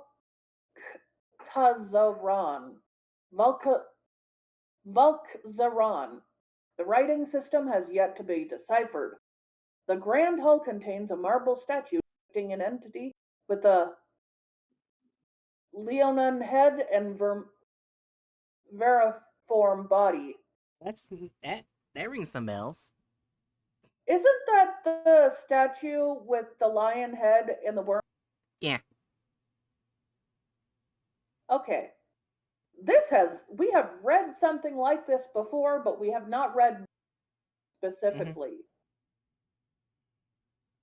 How many cults have that weird statue? Multiple. Okay. This statue was later studied by Dr. Judith Lowe, senior advisor of Department of History, Religious GeoI threat analysis, and confirmed to be a representation of demiurge among certain genos. God, how do I say that? I think it's Gnostic. Like the G silent. Gnostic. Yeah, Okay, that's Gnostic. Gnostic sex. I hate that. Demiurge, also known as Yab Yaldabaoth. Yeah, the Yaldabaoth. Yaldabaoth. Okay, yeah. One Has of no those. Sorry, just I think it's funny. This is one of the few times where it's actually really useful having watched certain animes. Yeah. No, that's fair. Yaldabaoth, Sackless, or Samuel has no history of being presented with reverence and is believed to be a figure of worship for Edelim's wake. At the base of the statue, written in Greek, are the words, "Desire is the measure of all things. Be unbound from mortal tethers. Do as you will to whom you will." You know what? Fuck you, Demiurge. In the mid 1980s, Samuel Oswalt, director of Site 13, failed to send a biannual report on the site of SCP 2480, which had no reported changes since its original containment. Foundation, believing it to be a bureaucratic error, attempted to Site 13 directly without response initially. Agent Samuel Rowe and Agent Sarah Valentine were sent to investigate, but neither agent had since made contact, and their fate remains unknown at this time. Mobile Task Force Epsilon 6 Village Idiots, specializing in investigation, containment, and subsequent cleanup of anomalies in suburban environment, was dispatched to Redacted in order to reestablish contact with Site 13 and properly secure 2480. Members of MTF Epsilon 6 were able to successfully integrate themselves into the community as new resident or tourist. Sup, sup, Subfluorous data expunged for the sake of brevity, listing logs relevant to 2480 anomaly. Yeah, Mission log, superfluous. huh? Superfluous. Sup, sup, sup, Superfluous. sur, sur, surplus. You already know how you said it. Yeah. Mission log, Agent Myron Goldstein, day 6. Cliche as it sounds, I've been starting to detect a certain wrongness here. It isn't anything that I can actually pinpoint to. In another place, I'd probably dismiss the thought immediately. Last night, I saw a man mowing his at midnight.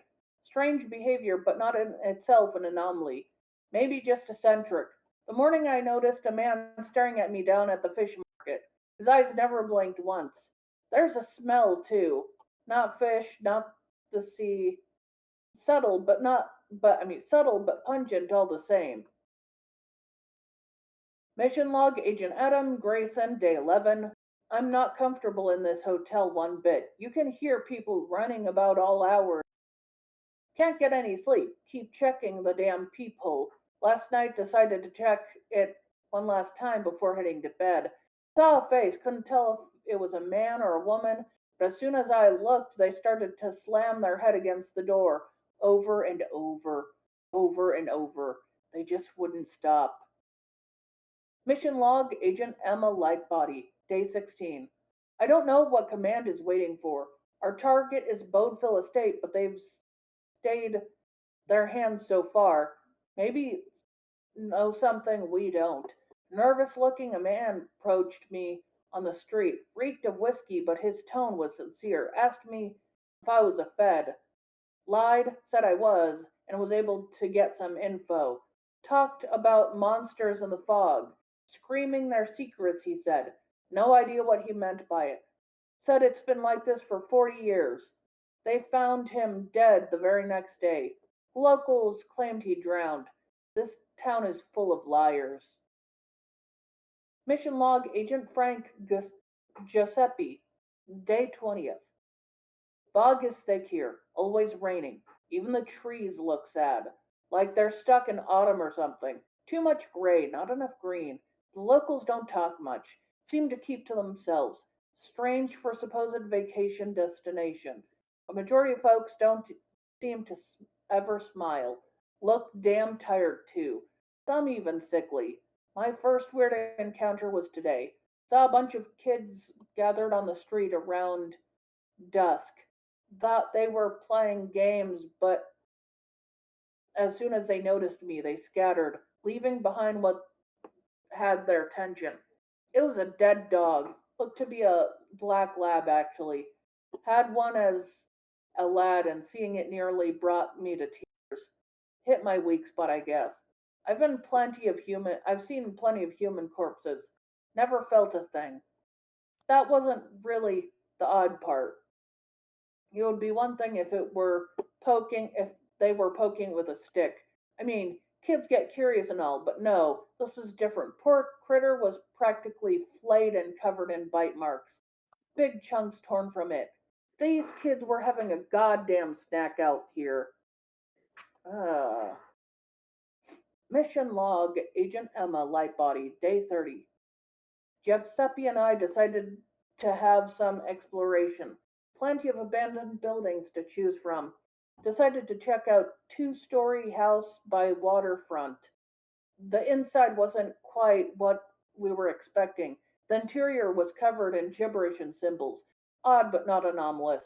Another notable detail was on the had one of those tiny screen TVs, a sort you'd see in the 50s and 60s. There were 4 TV dinner trays still standing and holding half eaten meals, decayed beyond recognition. What family abandons their home and all their belongings in the middle of dinner? Thought we had caught a glimpse of someone. Chased them upstairs but never found anyone. Giuseppe thinks we were chasing down our own shadows. Maybe he was right. We'll check out another place tomorrow. Maybe secure us a proper anomaly. Mission log Agent Reese Maynard. Maynard? Day 37. 7 days. 7 days without any word from just. Oh no. Lightbody said they had plans to rendezvous at an old mill, but he never showed up. Did a sweep of his place and found a few things of interest. All the doors were locked, windows too. DNA and fingerprints gathered at the scene matched no one but Giuseppe. The TV was left on. We have nothing to go on. It's like he ceased to exist. Mission log Agent Harold Mason, day 39. The others underestimate the dive bar scene of this town. Some think you can't trust a drunk to offer proper intel, but they're wrong. Just have to filter out the noise. Besides, inebri- the inebriated seem to have the only honest folk here and easy to bleed for information. Chatted with a cute native, loosened her lips with a few drinks, got nothing of value, at least in regards of information.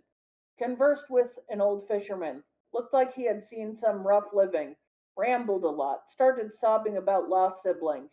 Said Bodfell took 2 sisters and a brother. Questioned him more, but couldn't get him to answer if he meant the state or the dead millionaire himself. Guess he was old enough for the latter. Saw the original report of the mission briefing. Bodfell was a sick fuck. Doubt the whole cult died with him either. Man was delirious by the end. Said the town had a god-shaped hole in it. Couldn't get him to elaborate. Mission log Agent Myron Gold, day 40. Agent Grayson is dead. I can't exactly say what I saw, but it was enough for me to know make it. We were having a few beers at the docks, comparing notes. Said he felt like he was being followed. Told him we were feeling something like that. His eyes were bloodshot from lack of sleep. Kept twitching too. It all happened so fast. Sorry, not fat. I felt the hairs on my neck rise. The air smelled of thunder. Assuming a storm was brewing. I saw Grayson's eyes widen. In an instant, he was turned to a slurry, hit by some invisible force. There I was, covered in blood and bile. Small chunks of Grayson spilled into the harbor. Through it all, I felt a presence. Whatever it was, I think it wanted me to know how it could do this to me too. I don't know why it spared me. A crowd looked on from a distance. A few twisted their lips into a plastic smile, but most averted their gaze, lowering their heads and went back to their daily routine. I wish we could just raise this place and have it all done with. God damn. Statement from Dr. Calixo Nar- Narvaez? Narvaez? Surveillance of redacted reveals a pattern of possible significance. This includes excessive procreation, the average redacted household having 12 children, a number unsupported by census data. Approximately 80% of children born over the last 30 years lack birth certificates or social security numbers. Local inquiries have failed to ascertain why this might be. I suspect religious reasoning, similar to Quiverful. And then the footnote just says what Quiverful is. For those Oh, who don't know, Quiverful is a religious movement that means basically God wants you to be fruitful and multiply and replenish the earth. yeah, it's based on like something in Psalms, and it's just like it's an aggressively you have to have all the babies, have all the damn babies, and it basically always gets paired with some of the most toxic elements of evangelical Christianity. Yeah, basically in old times, pastors would tell people to have lots of kids because typically one or two of them would make it to adulthood, Yeah, and their line would continue through the one or two survivors to adulthood. bookworm, quivocal movement. Haven't heard that in years. Yeah. Oh yeah, think what is it? 19 Kids and Counting, that family was on there. Was in that movement. And it's also rather representative of it, considering the allegations that came out about some of the older men in that family. Anyway, Oh my. But yeah, while it was a useful in ancient times, in modern times, don't need all those children because most of the children we have don't die randomly from life. We have better medicine, we have better food. There's lots of reasons why people don't die as much and live to adulthood way more often. So the not quiverful movement is pretty much useless. not to mention the fact that, like in the modern day, it's just like actively disadvantageous to have so many kids with how shit the economy is. Unless you're a farmer, then you basically get free labor. Yeah, true. Anyway, cognitive impairment. Many residents appear. Sorry. Anyway, cognitive impairment. Many That need residents appear to have difficulty with memory retention and subsyndrenal delirium, which is mental fatigue. Subtle hallucinations are not uncommon. Drug abuse. The community appears to consume approximately statewide average. The use of hallucinogens is seemingly non-existent. Disappearances. The number of disappearances within the vicinity of redacted is the highest in the state. This has been blamed on geographical features such as dense forests and marshland by local, state, and federal law enforcement agencies. The actual number of missing is speculated to be much higher, involving the disappearances of transient and local residents.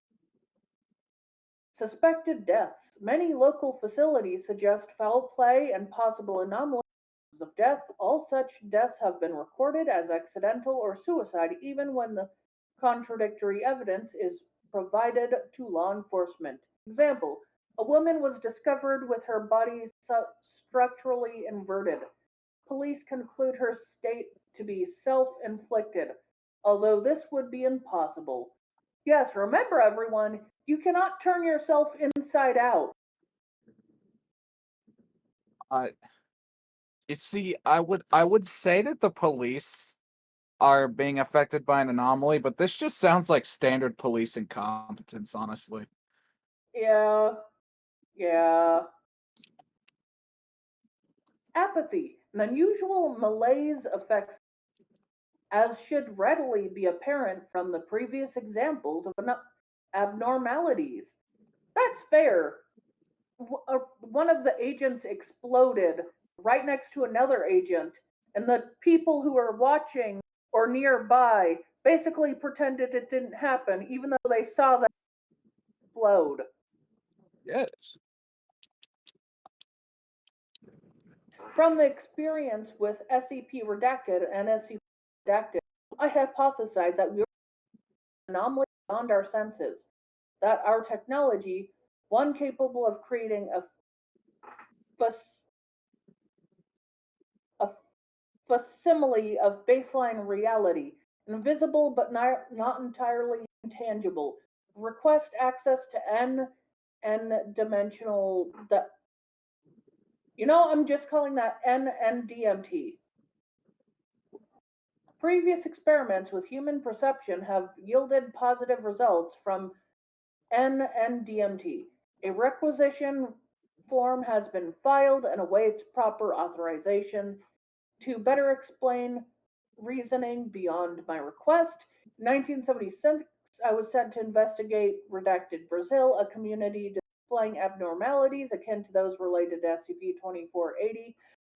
I eventually came in contact with an indigenous tribe in the southern part of Brazilian Amazon, people unaffected but surprisingly aware of the introduced to their shaman. I learned of the aberrations that lurch beyond the mortal sight. The tribe had many words for those entities, but the most common could be translated as "none stand where they do" and were associated with the condition known as soul sickness. They were viewed as distinct from the spirits of their animist traditions, a living wound on nature brought to their land by colonists. Their shaman showed me yopo, which is entheogen used in healing ceremonies and rituals, containing perception enhancing chemicals and demoth- that long word I definitely cannot pronounce. And I experienced the world as they saw it. At the time, I merely dismissed it as a hallucination. DMT is commonly held to be a hallucinogen.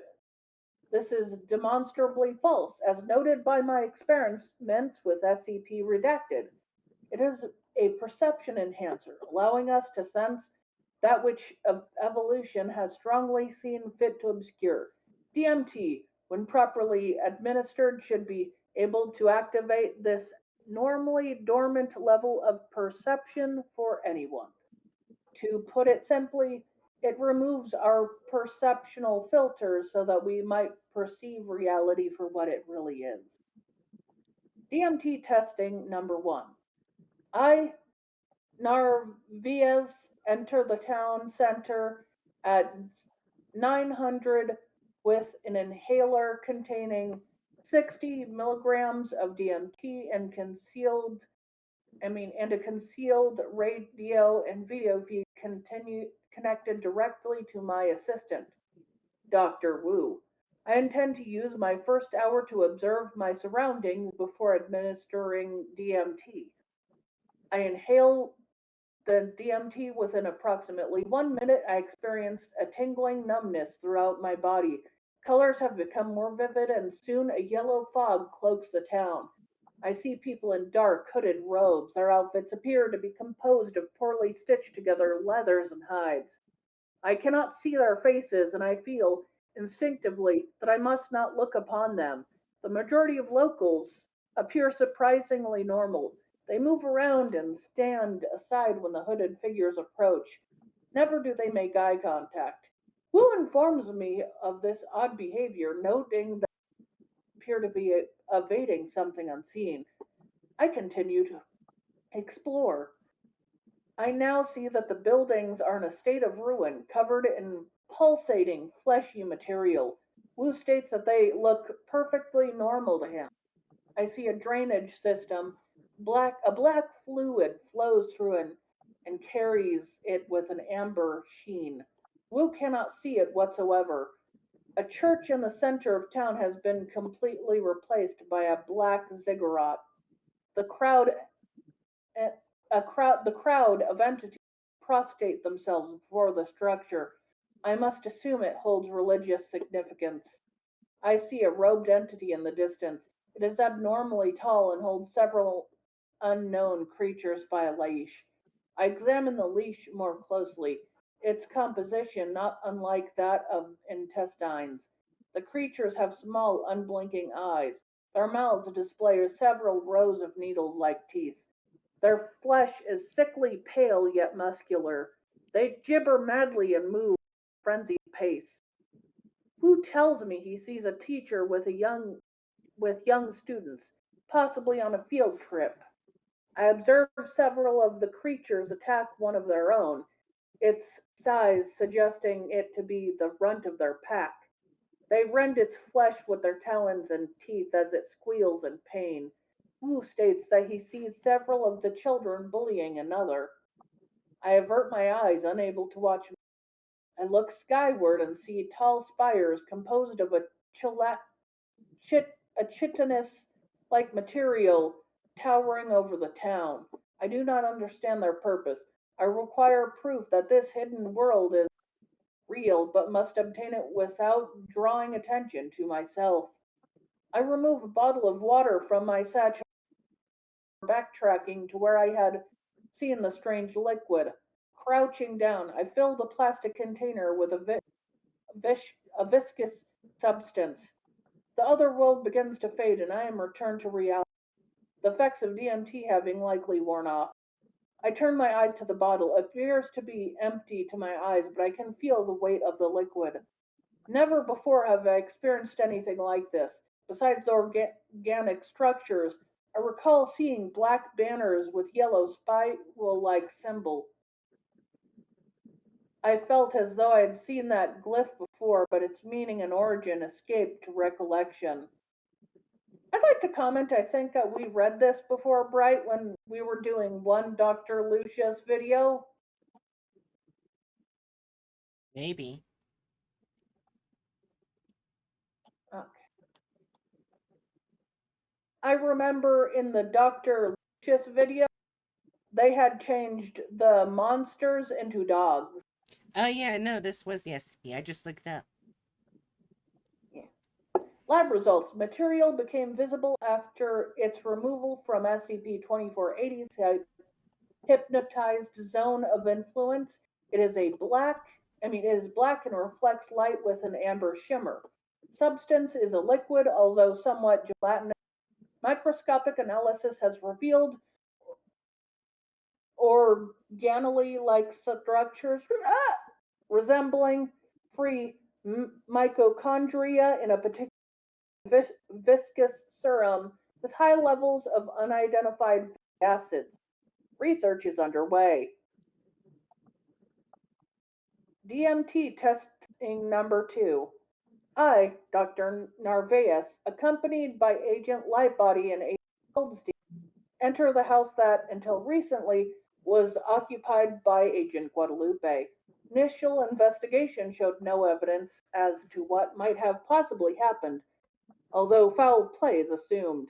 As was done to my previous experiment, I have a live video connected to my assistant, Dr. Wu, and intend to hail 60 milligrams of DMT. After inspecting the building, I administer the DMT. As expected, within approximately 1 minute, I experience a tingling sensation throughout my body. I now perceive the house as it truly is, decaying, covered in excrement and blood. I can smell it, taste it. I imagine this is what it is like to bite into a tumor. Better to say a rotten tumor. Tumors are just flesh after all. In the living room, written on the wall just above the couch, is a phrase. He is a dreaming war. Adatum will rise. The meaning of these words are beyond my understanding. There are other symbols. They are in a language that has never been seen before and is impossible to decipher. We intend to search the basement. It is an ancient root cellar. In the far end is a large spiral painted on the wall. I feel compelled to inspect it closer. As I draw closer, the wall fades, yet the symbol remains as if painted upon the empty air. Through the archway are descending stairs. As I enter, Wu informs me that I walked into the wall and the camera went black. There is no wall. There was never a wall, only a clever illusion. The agents are concerned. They cannot see the way. I tell them to close their eyes and step through as I did. Now all three of us, all, I mean, sorry. Now all three of us are all on the other side. They too see the descending stone stairs. We walk down the stairs and enter a tunnel into the bowels of the basement's basement. The walls quiver and tremble with life. Porous, they bleed a sap-like material. Contact with Wu is lost. Our GPS device fails us. Lightbody looks at her compass. The pointer whirls and twirls. The tunnel divides, branching out in many directions. I choose the path to my left. We walk for about a few minutes before reaching a rotted wooden door. I ask if the agents if they're able to perceive it as well. They can. We push the door and enter, only to exit from an old shack of obviously baseline appearance. GPS shows that we are on the entirely opposite side of town. Contact is reestablished with Dr. Wu. We appear to be in a field of some kind, yellow fog blanketing the land. Dr. Wu and the agents describe the area as likely abandoned farmland, GPS suggesting that we are relatively close to the Bodville estate. I inhale another 60 milligrams of DMT. Note, research a way to lengthen the effect and request the agent Goldstein to take the lead. I feel a sense of dread but attempt to my best to hide it. I hear heavy breathing, even heavier footsteps. The others hear nothing whatsoever. These notes must be done in retrospect. Goldstein regrettably couldn't see the threat and was too slow to react. I mourn his loss, but must describe the encounter in as much detail as possible. I saw the silhouette of a massive humanoid, estimated to be over 4 meters in height. Fuck! 4 meters? It's a small titan.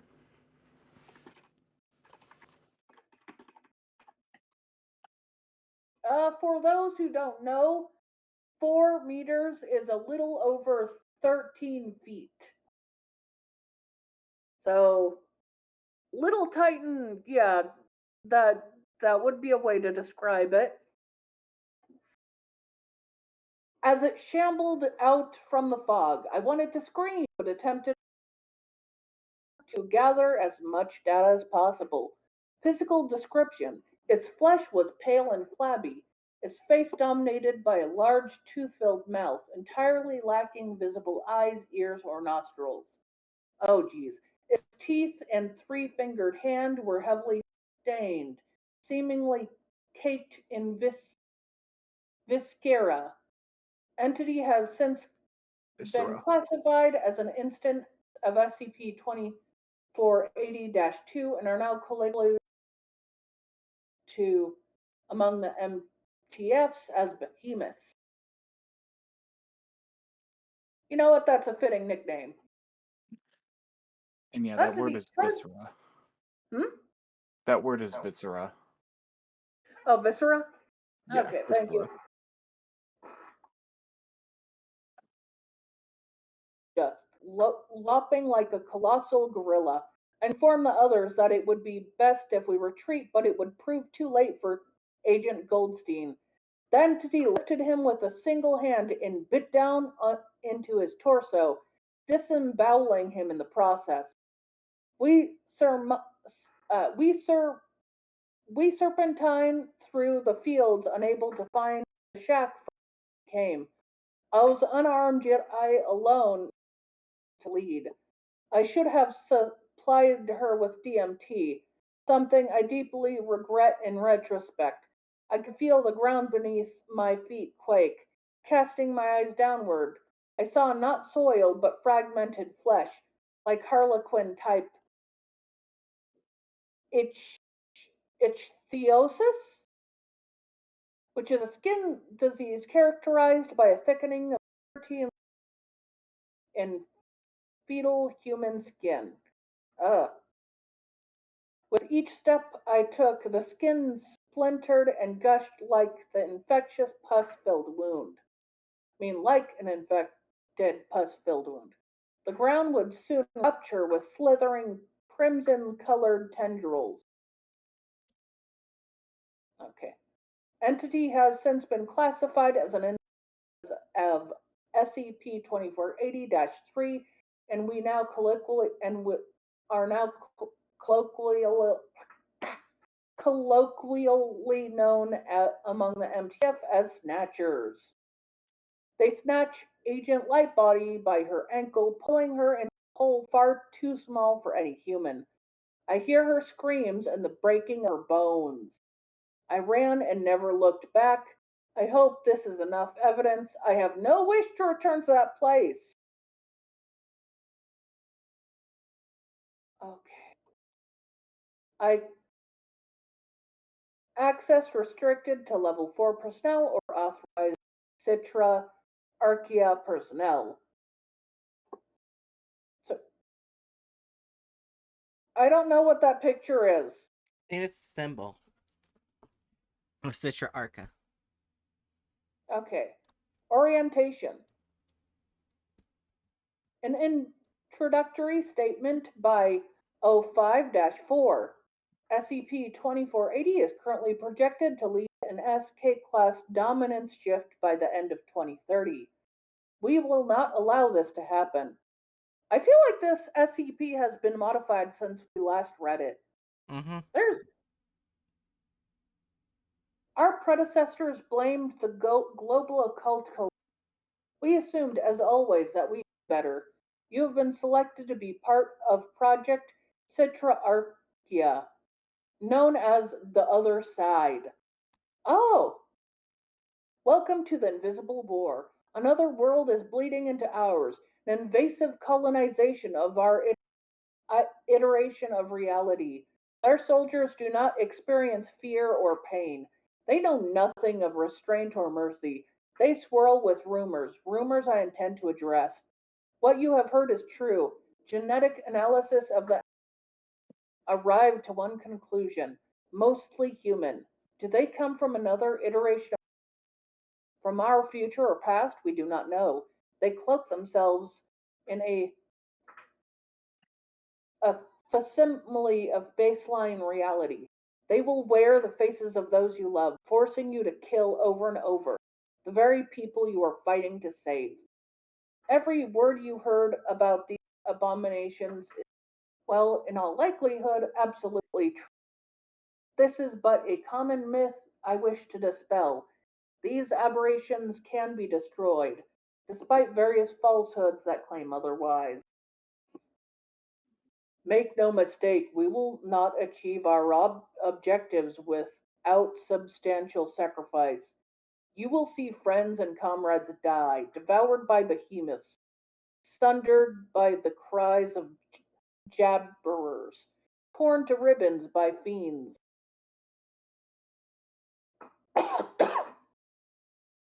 Despite your significant training, the survival rate of MTF PSI 9 operatives teeters at an approximately 55% during the first month of duty, a vast improvement over the initial rates of mortality. Flesh is their weapon. Ours is technology, innovation, and wisdom of those who came before us. So if you had vision to recognize the threat, this is our world. These are our people. We can live for ourselves today to help secure tomorrow for everyone. So that was orientation. Addendum 2480 1. Project Citra Archaea Dossier. Introductory documentation. Project Citra Arca was conceived by the Foundation and Global Occult Coalition in order to neutralize the threat presented by 2480. MTF PSI 9 Abyss Gazers was formed as a joint task force consisting of personnel from Foundation and Global Occult Coalition. MTF PSI 9 is a battalion strength force trained in unconventional warfare against invading enemies through the use of heavy artillery. DMT enhanced perception and counter occult stratagems. MTF Epsilon 6 will continue working to uncover in SCP 2480 infected locations, collecting data which will then be employed by MTF PSI 9 operatives. This has proven an effective, albeit costly and significantly dangerous, method at preventing the spread of 2480. Please see Document Engagement Protocols SCP 2480-2 through SCP 2480-80-46 for further details. With the use of DMT, PTF PSI 9 operatives are able to perceive their targets. After 12 years of clandestine operations, operating primarily between dusk and dawn in order to limit public exposure, suffering heavy casualties, MTF PSI 9 were able to reclaim Bodfell Estate and Site 13. The apprehension of SCP 2480 1, formerly Simon Oswald, has greatly diminished, potentially neutralized the threat of 2480. Although still invisible to normal perception, 2480 entities in Redacted grew idle, refusing to feed or even defend themselves. It is currently hypothesized that SCP 2480 1 controlled SCP 2480 entities via pheromones, its removal causing said entities to become directionless. Several cadavers were discovered and impaled to the outer walls of Site 13.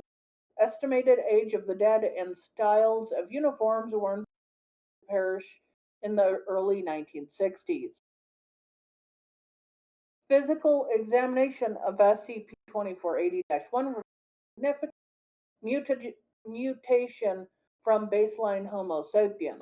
A vivisection was performed and anesthesia was administered, but SCP 2480 1 showed no reaction, although neither did they appear to suffer pain. The subject, noted to be absent of all internal save the brain, lungs, and heart. The brain showed notable deviation, most significantly a pineal gland 8 times larger than normal. Does everyone know what the pineal gland is? The gland and the penis.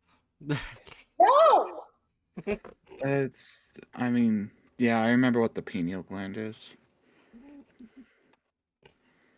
Disregarding Bright.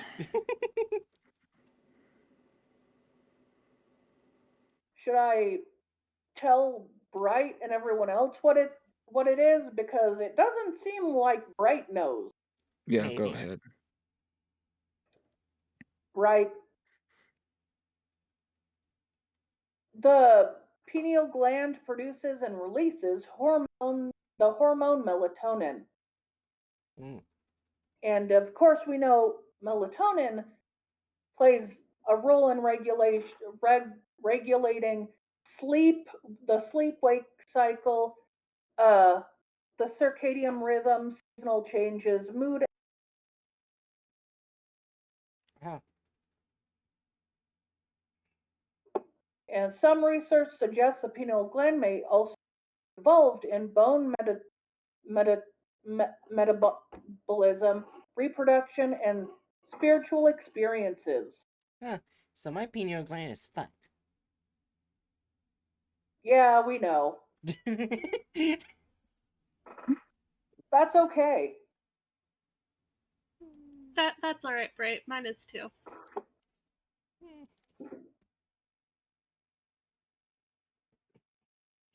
The pineal gland is probably one of the things it used to manipulate the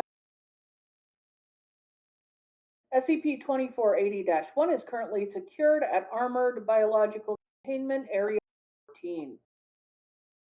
All right. Addendum dash 2. 2480-1 interrogation. Interviewed dash 1. Interviewer Dr. Peter Hull. Would anyone like to do the voice of dash 1?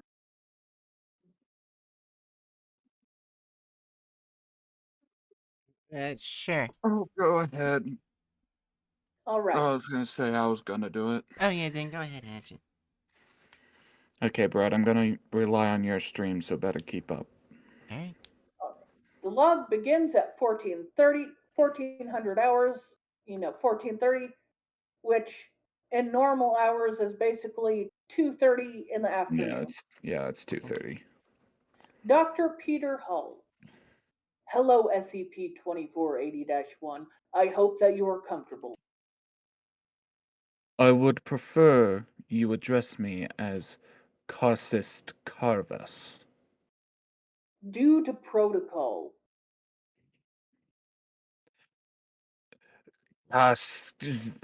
Zildvaz. language unknown. Don't speak to me of protocol. I know your rules well. State your queries, unwashed one, for I have no interest in your feigned pleasantries. I think I asked you to voice someone who is slightly racist against all humanity. Yes. Very well, although we do not yet the Foundation believes it understands why you disguised the infestation. What was the point of allowing so many people to live in the town? Couldn't you have replaced them all? Fresh materials are always in demand. Why would a farmer butcher all of his pigs? The population must be kept alive and encouraged to breed. Never deplete a necessary resource. What happened to those that vanished? Pigs are clever animals, you know, intelligent and noble. But pork is delicious. I I see. Moving on. How long have you been how long have you had these anomalous properties? Was it before or after your recruitment to the Foundation? It was soon after my appointment to Site 13. Soon after I was made aware of the Foundation's dossier on me. Dullard, it called me. A mirthless bureaucrat, without known family or friends. Perfect, it said, to be director at the inconsequential Site 13. That is not entirely enough to justify traitorous action. You unimaginative imbeciles thought it safe. Safe. Please answer the question with regards to your anomaly.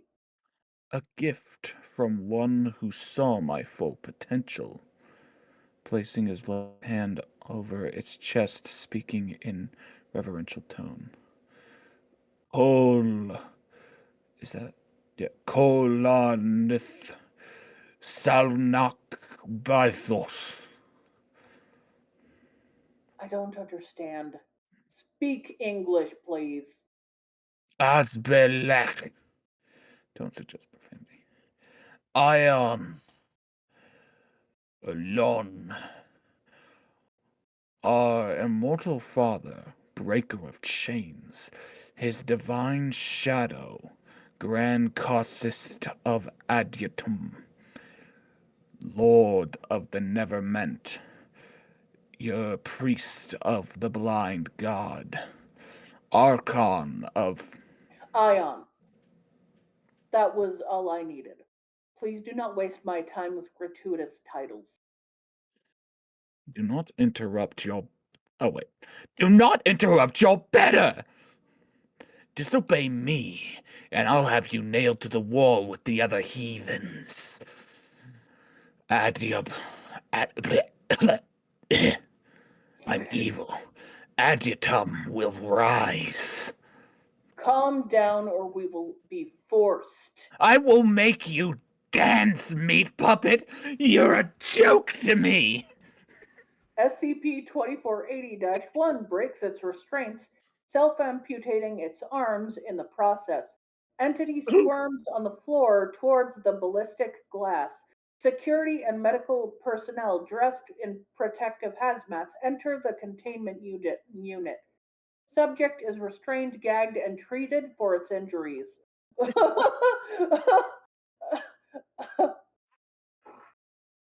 Oh my god, that was fun to voice. Yeah. So he went from human to being super racist against humans? Okay, so here's the thing. I have a sort of understanding of what language he was speaking because, like, they said it created the Stargate cults, right? Yeah. Yeah. Yeah, Sarkism, the language is a combination of Old Polish and Old Russian language. Oh! Huh. Yeah. It's actually stated in SP lore. Huh. Yeah.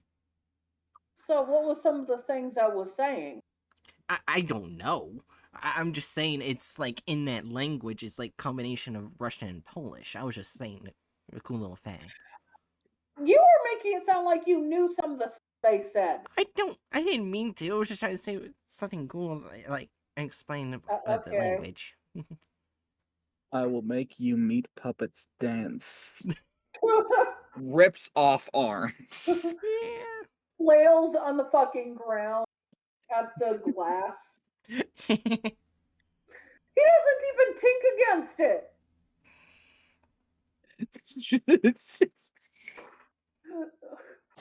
What a way for this article to end. Mm-hmm. Addendum 2480-3. On November 24th, 2014, anomalies similar to SCP-2480 were reported in redacted Romania. Investigation is currently ongoing. And that's the end. Yeah, Jerry, just so you know, the last time we read this SCP, it was less than 45 minutes. Yeah, it's gotten a lot fucking. Let's see, when was the last updated? June 12th, 2024. Now, when did we make that video?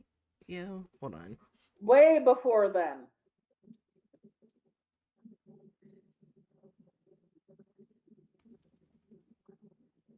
Anyway, I need to do something real quick. Give me a Okay. moment.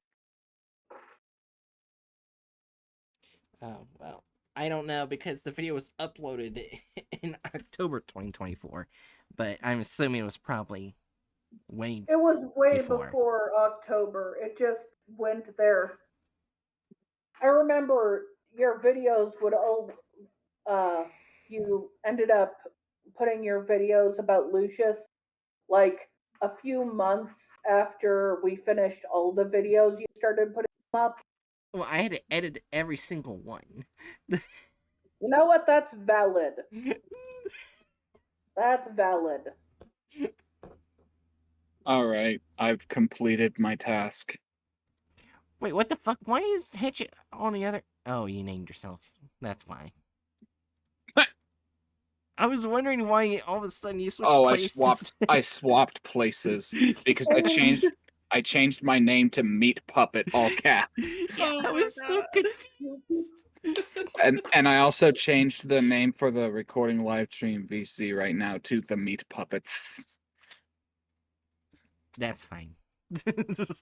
I mean, yeah, no, that's fair. That's fair. We are just meat covered mech suits for our brains. Precisely. So, I like the name because now when I think whenever I read or hear meat puppets, I'll think of that asshole wiggling. all right, yeah. So where should we put this? I don't fucking know. I'm I'm ten. I'm between XK and world restructuring because it did like say it would class change like in the future of Yeah. 2030. Yeah. I think it's world restructuring because while we did get rid of it in one spot, that if we basically left them alone, it would turn all of Earth into basically a pig farm. Yeah. Mm. Oh wow, we pretty much knocked down this list a lot faster than I thought we would. My favorite activity is You know what? It's learning. not reality changing, it's just world changing. Oh, No, it would be reality changing.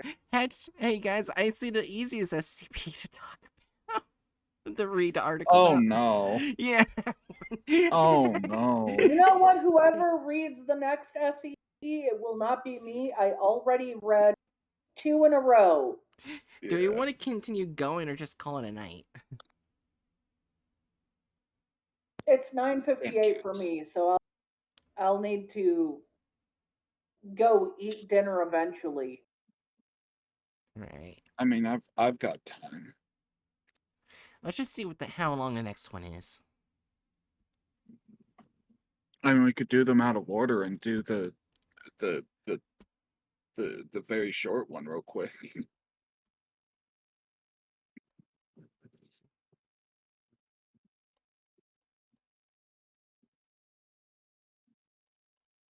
Yeah. Is that a jar of mayonnaise?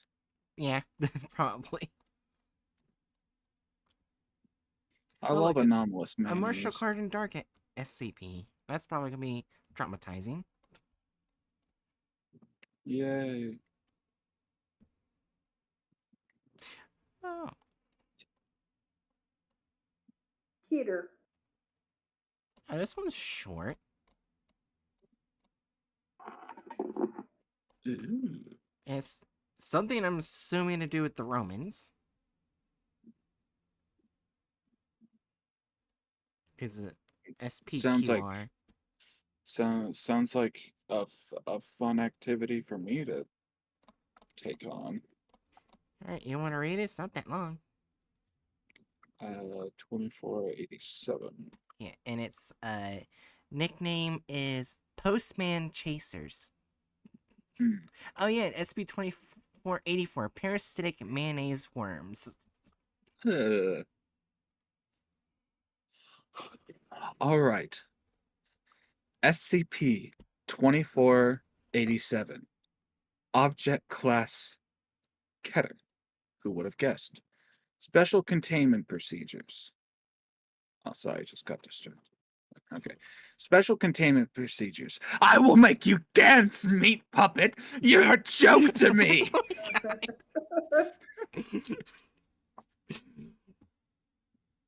Anyway, I felt the need to do that. Oh. That's our new special containment procedures for Bright.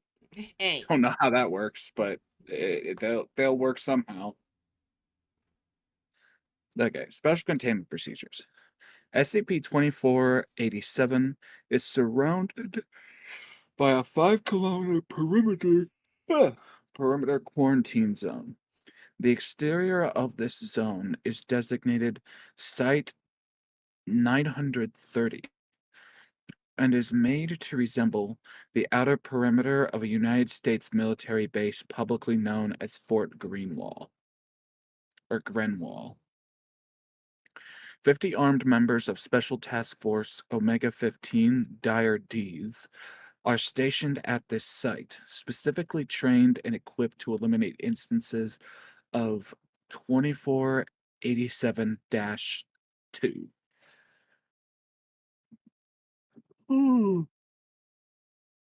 Excuse me. The interior of this zone is to be armed with anti-personnel landmines for the first 3 kilometers extending outward from the center, followed by a zone of pitfall traps that are at least 10 meters deep and 30 meters wide. Should an instance of 2487 2 breach this perimeter, STF Omega 15 is to mobilize and attempt containment. If containment is impossible, all instances are to be destroyed with extreme prejudice. Should the outermost perimeter of Site 930 be breached, members of STF Omega 15 are to enact the Big Game Protocol, as detailed in Addendum 2487 05. Pertaining to the containment of 2460 2487-2 instances. Surviving instances are to be kept in Class 7 non-human anomaly holding cells at Site 930-B. Any attempts at escape should be met with extreme force. Description: SCP-2487-1 is a circular pocket of unstable space-time located within the Great Smoky Mountains National Park in Tennessee, United States. While not viewable in the visible spectrum, it can be detected with tools used to measure and view infrared and ultraviolet waves, as well as electromagnetic fluctuations. 2487 measures approximately 50 meters in diameter and is located approximately 10 meters off the ground. In addition, this aperture constantly emits an infrasonic frequency of approximately 19 hertz, causing an instinctive fear response in most animals. 2487-1 is impassable. Attempting to enter it with drones results in catastrophic technology failure, and organic matter passes through without entering the anomaly. An unpredictable intervals, which have ranged from 2 days to 5 years, an instance of 2487 2 will emerge from 2487 1. 2487-2 refers to an anomalous instances of the extinct species Canis dirus, or the dire wolf. As of December 31st, 2016, there have been 55 instances of -2 captured and contained, labeled SCP-2487-2-1 through 2-55. 2487-2 instances have been genetically modified with stronger skeletal and muscular structures, decreased sensitivity to pain,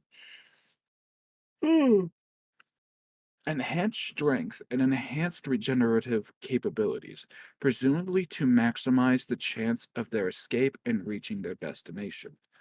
Instances of 2487 2 are not hostile but will attack when provoked. While not impossible, disabling an instance of 2487-2 has in the past required the usage of anti-tank weaponry, landmines, the services of 2 esoteric warframe teams, and the use of highly toxic gaseous agents. Instances of 2487-2 have emerged from 2487-1 and escaped initial containment and or destruction have been found between 50 and 721 kilometers of the initial site, all deceased. The carcass is inevitably located near the residence of an employee of the United States Postal Service. Individuals affected in this manner are designated 2487-3. SCP-2487-3 instances are ignorant of their anomalous nature and are biologically human.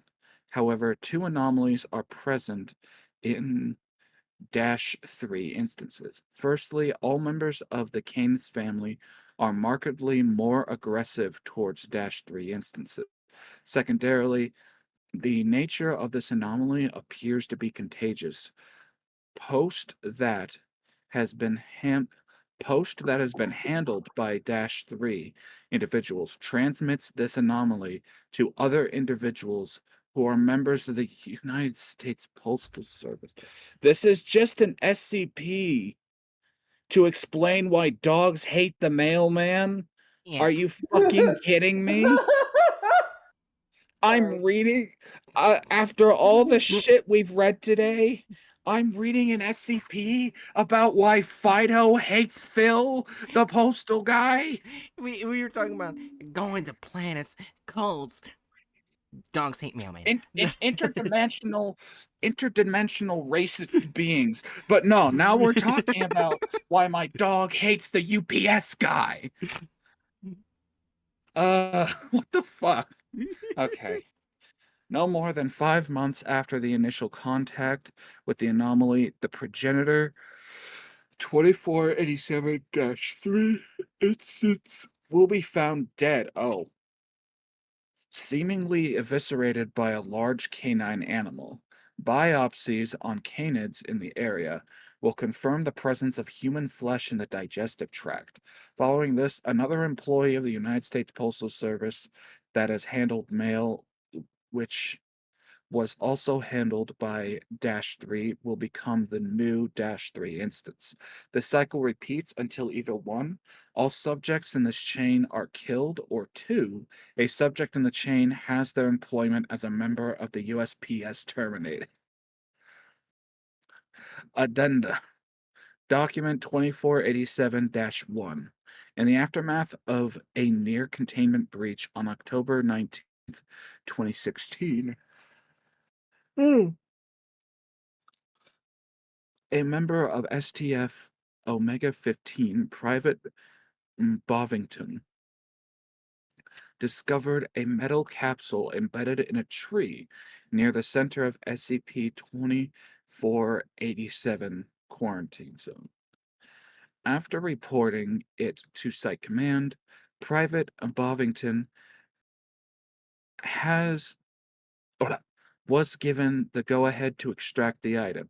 It was returned to Site 930 for the transport to nearby research and containment site 84. During this time, the capsule was accidentally opened and the following document was found inside. The text was printed 3 times in simple Greek, Latin, and an unknown language believed to be a combination of Cherokee and Latin, with syntactic traces of Greek and don't know what that is. Nahuatl?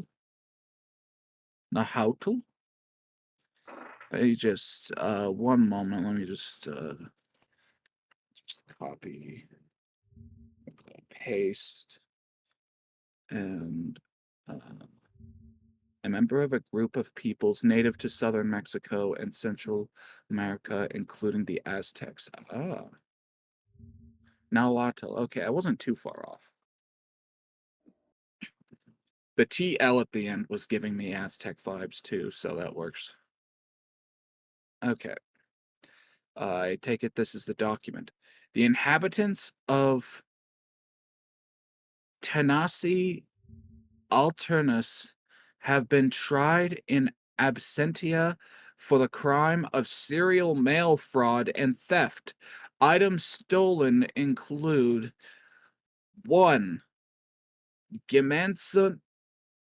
Gymnasium educational materials. Concentration enhancer. What's concentration? That leads to another SCP. Yeah, they all do. Oh no. 1998 is a pistol. 1 orichalcum combine of oceans. Mental aid. Okay. 1 pair of Echos projector combine. Audience silencing apparatuses. 1 Delphinidia superbus combine. Deviation apparatus. Defective. 134 sacks of Apollodorus construction combine. Malicious Mark III constructive powder. For this crime, the inhabitants of Tanasi Alternus have been sentenced to a total disruption of courier services lasting for no less than 25 and no more than 50 calendar years. Attempting to interrupt this sentence will result in harsher punishment. Minister Gaius Octobras. Octobras? Wait. Eight bras? Oh my god. So Maybe it means they have 8 bras on, meaning, oh, that's a lot of boobs. So wait. 16 boobs. So this all started because one mailman stole a bunch of SCPs. Oh, what the fuck is this? Well, we know it's a certain group. Well, see, that's the thing. Okay, so here's the thing. Like, certain group feels right, but how many mailmen are in the United States Postal Service? How many people are employed by the USPS? 525,469. Nice. Career employees and 1,014,623 non-career employees. So if an actual epidemic of this was to get out, we could be looking at numbers of people dead into the 0.5 millions. Damn. Like, if this just spread uncontrollably. I would argue that could bump this up to city. Yeah. Are we in agreement? Yeah, I can get that. Jerry, you here? Yeah, I agree. A poll? Okay. Then we're in agreement. The mailmen don't work for the USPS if you don't want to get eaten by dogs, I guess. Sorry. It is funny how it's Oh what no. this was about. Oh no! Is this why Donald Trump is trying to privatize the USPS? Does Donald Trump know about the evil extra-dimensional No, he's just dogs? stupid. Remember, I he know. also thinks Abraham Lincoln and George Washington met. Wait, Yeah, did that's he just actually? stupid. Wait, did he He actually? thinks that. He actually thinks that, yes. There's an issue there. There's almost He a thinks century that apart from them. he thinks that Lincoln was George Washington's like vice president or something. I am not making this shit up. You can look it up. It hurts, I know. I've just been shot with words. Oh, just don't think about the things that Trump thinks because they're. You know what? When Lincoln remembered to eat breakfast, his breakfast typically consisted of toast, egg, and either coffee or milk. He also did not drink alcohol. Okay. Yeah. He Anyway, drank water, he drank milk, he obviously drank coffee. He also liked apple pie. yeah. Anyways, that was the last SCP of the night. Also, I realized I forgot to mention this, but I was, at the very least, somewhat put off by the framing of the previous SCP, the one where we got the meat puppets line from.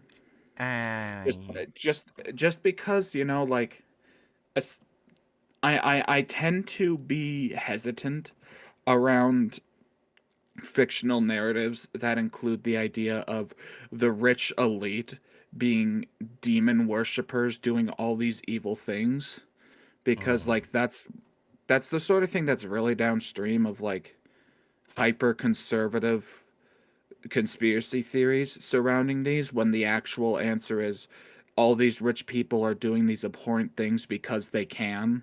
Yeah. Like it's as simple as that. They have the power to get away with it, so they do it for the fuck of it. Like there's no uh worshiping Yell the Bay off necessary for people with an absurd amount of wealth to decide that they want to just do the most abhorrent things just to get away with it, just for the fuck of it.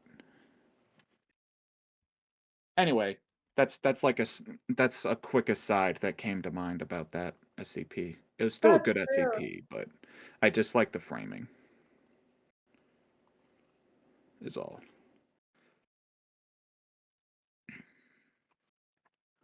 Uh, That's fair. yeah. But they probably, I think, with how they things that were happening around that. You're cutting out a lot, or is that just me? Yeah. I was basically saying, that's the version of what was the sort of things happening back then. Yeah. No. I did not change my name. It's the year of the meat puppet. I couldn't add an exclamation mark because it's too long. There is no year of the Gar in the Chinese calendar. This is a lie. Hold Right. on. Hold on. Now I'm gonna change mine. Is everyone just gonna be meat puppet now? Insert meat puppet here is gonna be your name or something. That's exactly what it's gonna be. You know what? I'm. Can you give me the link to the avatar thing, Bright? Oh, SCP-2480. No, the avatar thing, where you can change your avatar on the thing. Oh no, Jerry, what are you gonna do? Oh, hold on. Ugh.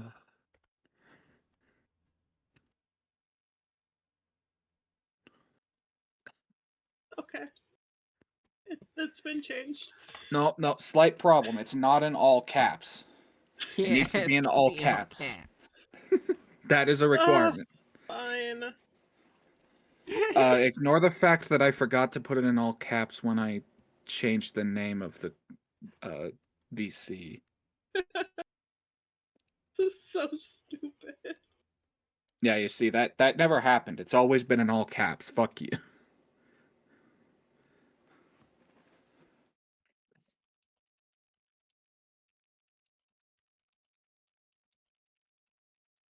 Okay. Or it should have changed. Yeah, it did. Yep. Yeah. This is the stupidest shit we've ever done. Yes, it is. No, it is not. Okay, sorry. Let me rephrase. This is the stupidest shit I have ever done. Okay, that's Mm, better. More arguable. What are you talking What about, did you do, Hatchet? What other Jerry? stupid shit have I done? Hold on, I'm just gonna go back into I, game s- scene I, so s- I said that that's more arguable.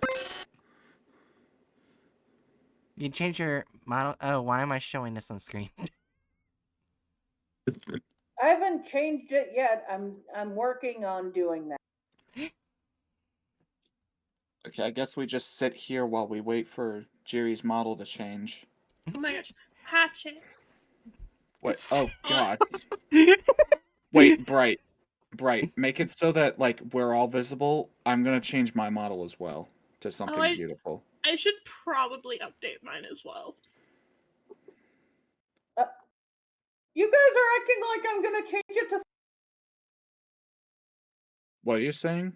You got cut off again. You're acting like I'm gonna change it to something amazing. you can only see my arm. Let's see, Fujitech. I'm updating my model to be one of the drawings that I've done in the last couple of days. Yeah, what you Nice. guys are doing, I'm gonna see if I'm gonna raid anyone. Speaking image. Alright, I'm gonna see if I'm going to gonna raid acquire anyone. the files necessary.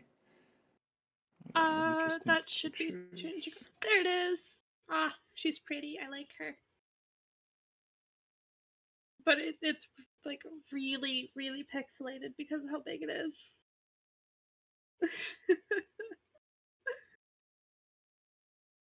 It's fine. She's cute. I like her.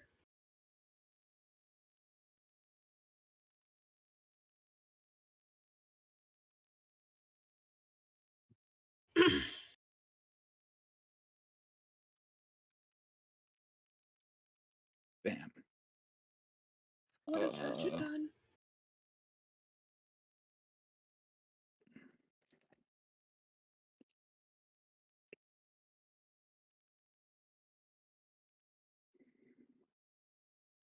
Behold, I'm for I am become botched chicken. Oh my gosh. Oh no. I'm just waiting for Jiri now. I have the file to also become botched chicken. We just have 3 botched chickens on the bottom of the screen. in a bright arm. Yeah. I have those files. Oh my gosh, all of you. Yes. I don't know what you want from me. You're silly beans. And botched chicken. I am becoming botched chicken. Oh, Can't. Bright, are you gonna raid someone? Yeah, I'm gonna raid the person I'm collaborating a charity with. Ah, cool. Oh Have I my mentioned- god. Just Jiri and 2 Yes! botched chickens. Botched chickens Jiri, shall rule the world. you must become a botched chicken. I am not becoming a botched chicken. Give me a moment to send Jerry a couple files Jiri, in case you change your mind. Don't think about it as botched chicken. It's goth chicken. No, it's botched chicken. Shh, I'm trying to talk Jerry into using it. It's botched goth chicken. I can't wait till I get fucking point redeems. Oh, Hatchet. Yes. Our favorite spooky game has an update. Oh. Does it now? It does. I'm just throwing that out there to the wolves. Mm. So yeah. There we go. What did Jerry do? What did Jerry do?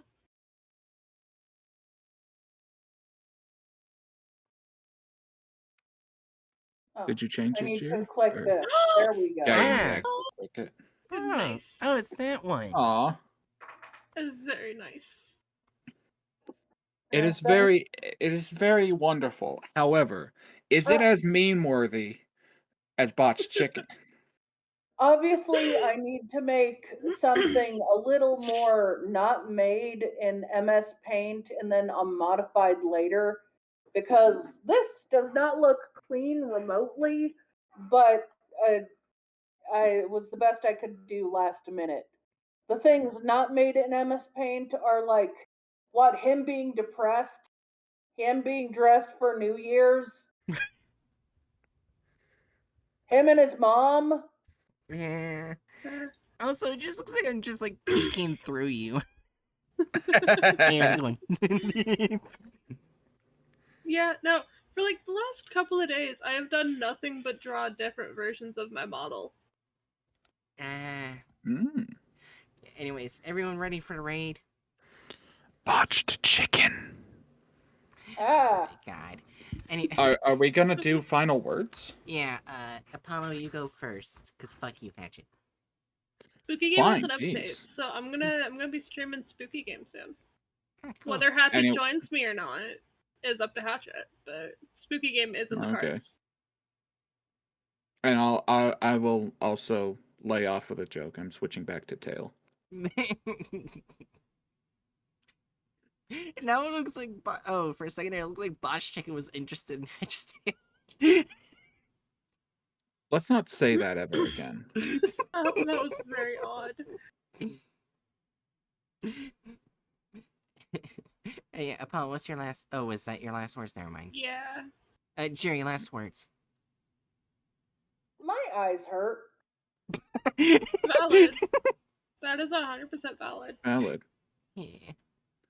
Oh wait, I just reopen close tab. Reopen close tab. I keep closing tabs that I don't mean to close. Yeah. Any... Ouch. There we go. I think I cleaned the picture up a Gotcha. Yeah. Also, Hatchet, what's your last words? All right. My last words are very important. Right? Would you like to guess what my last words are?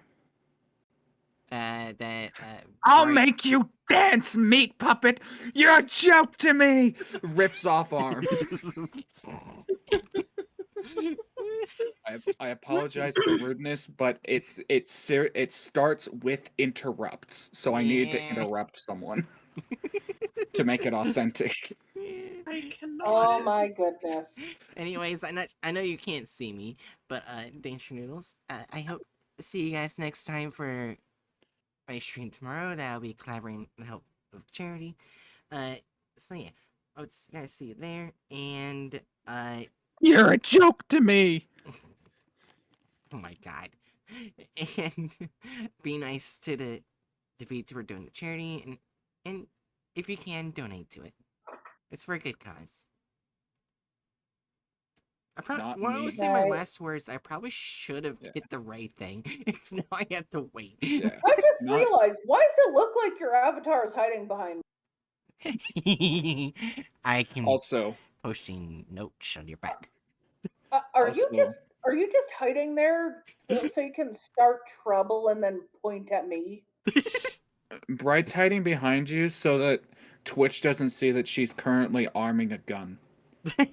Yeah, I just You have know what? That's fair. I have the gun pointed to Hatchet. You can't see it. Yeah, anyways, see you later, Danger Noodles, and pee pee poo poo butthole. Right. Not me having to resist the temptation to change my raid words to fucking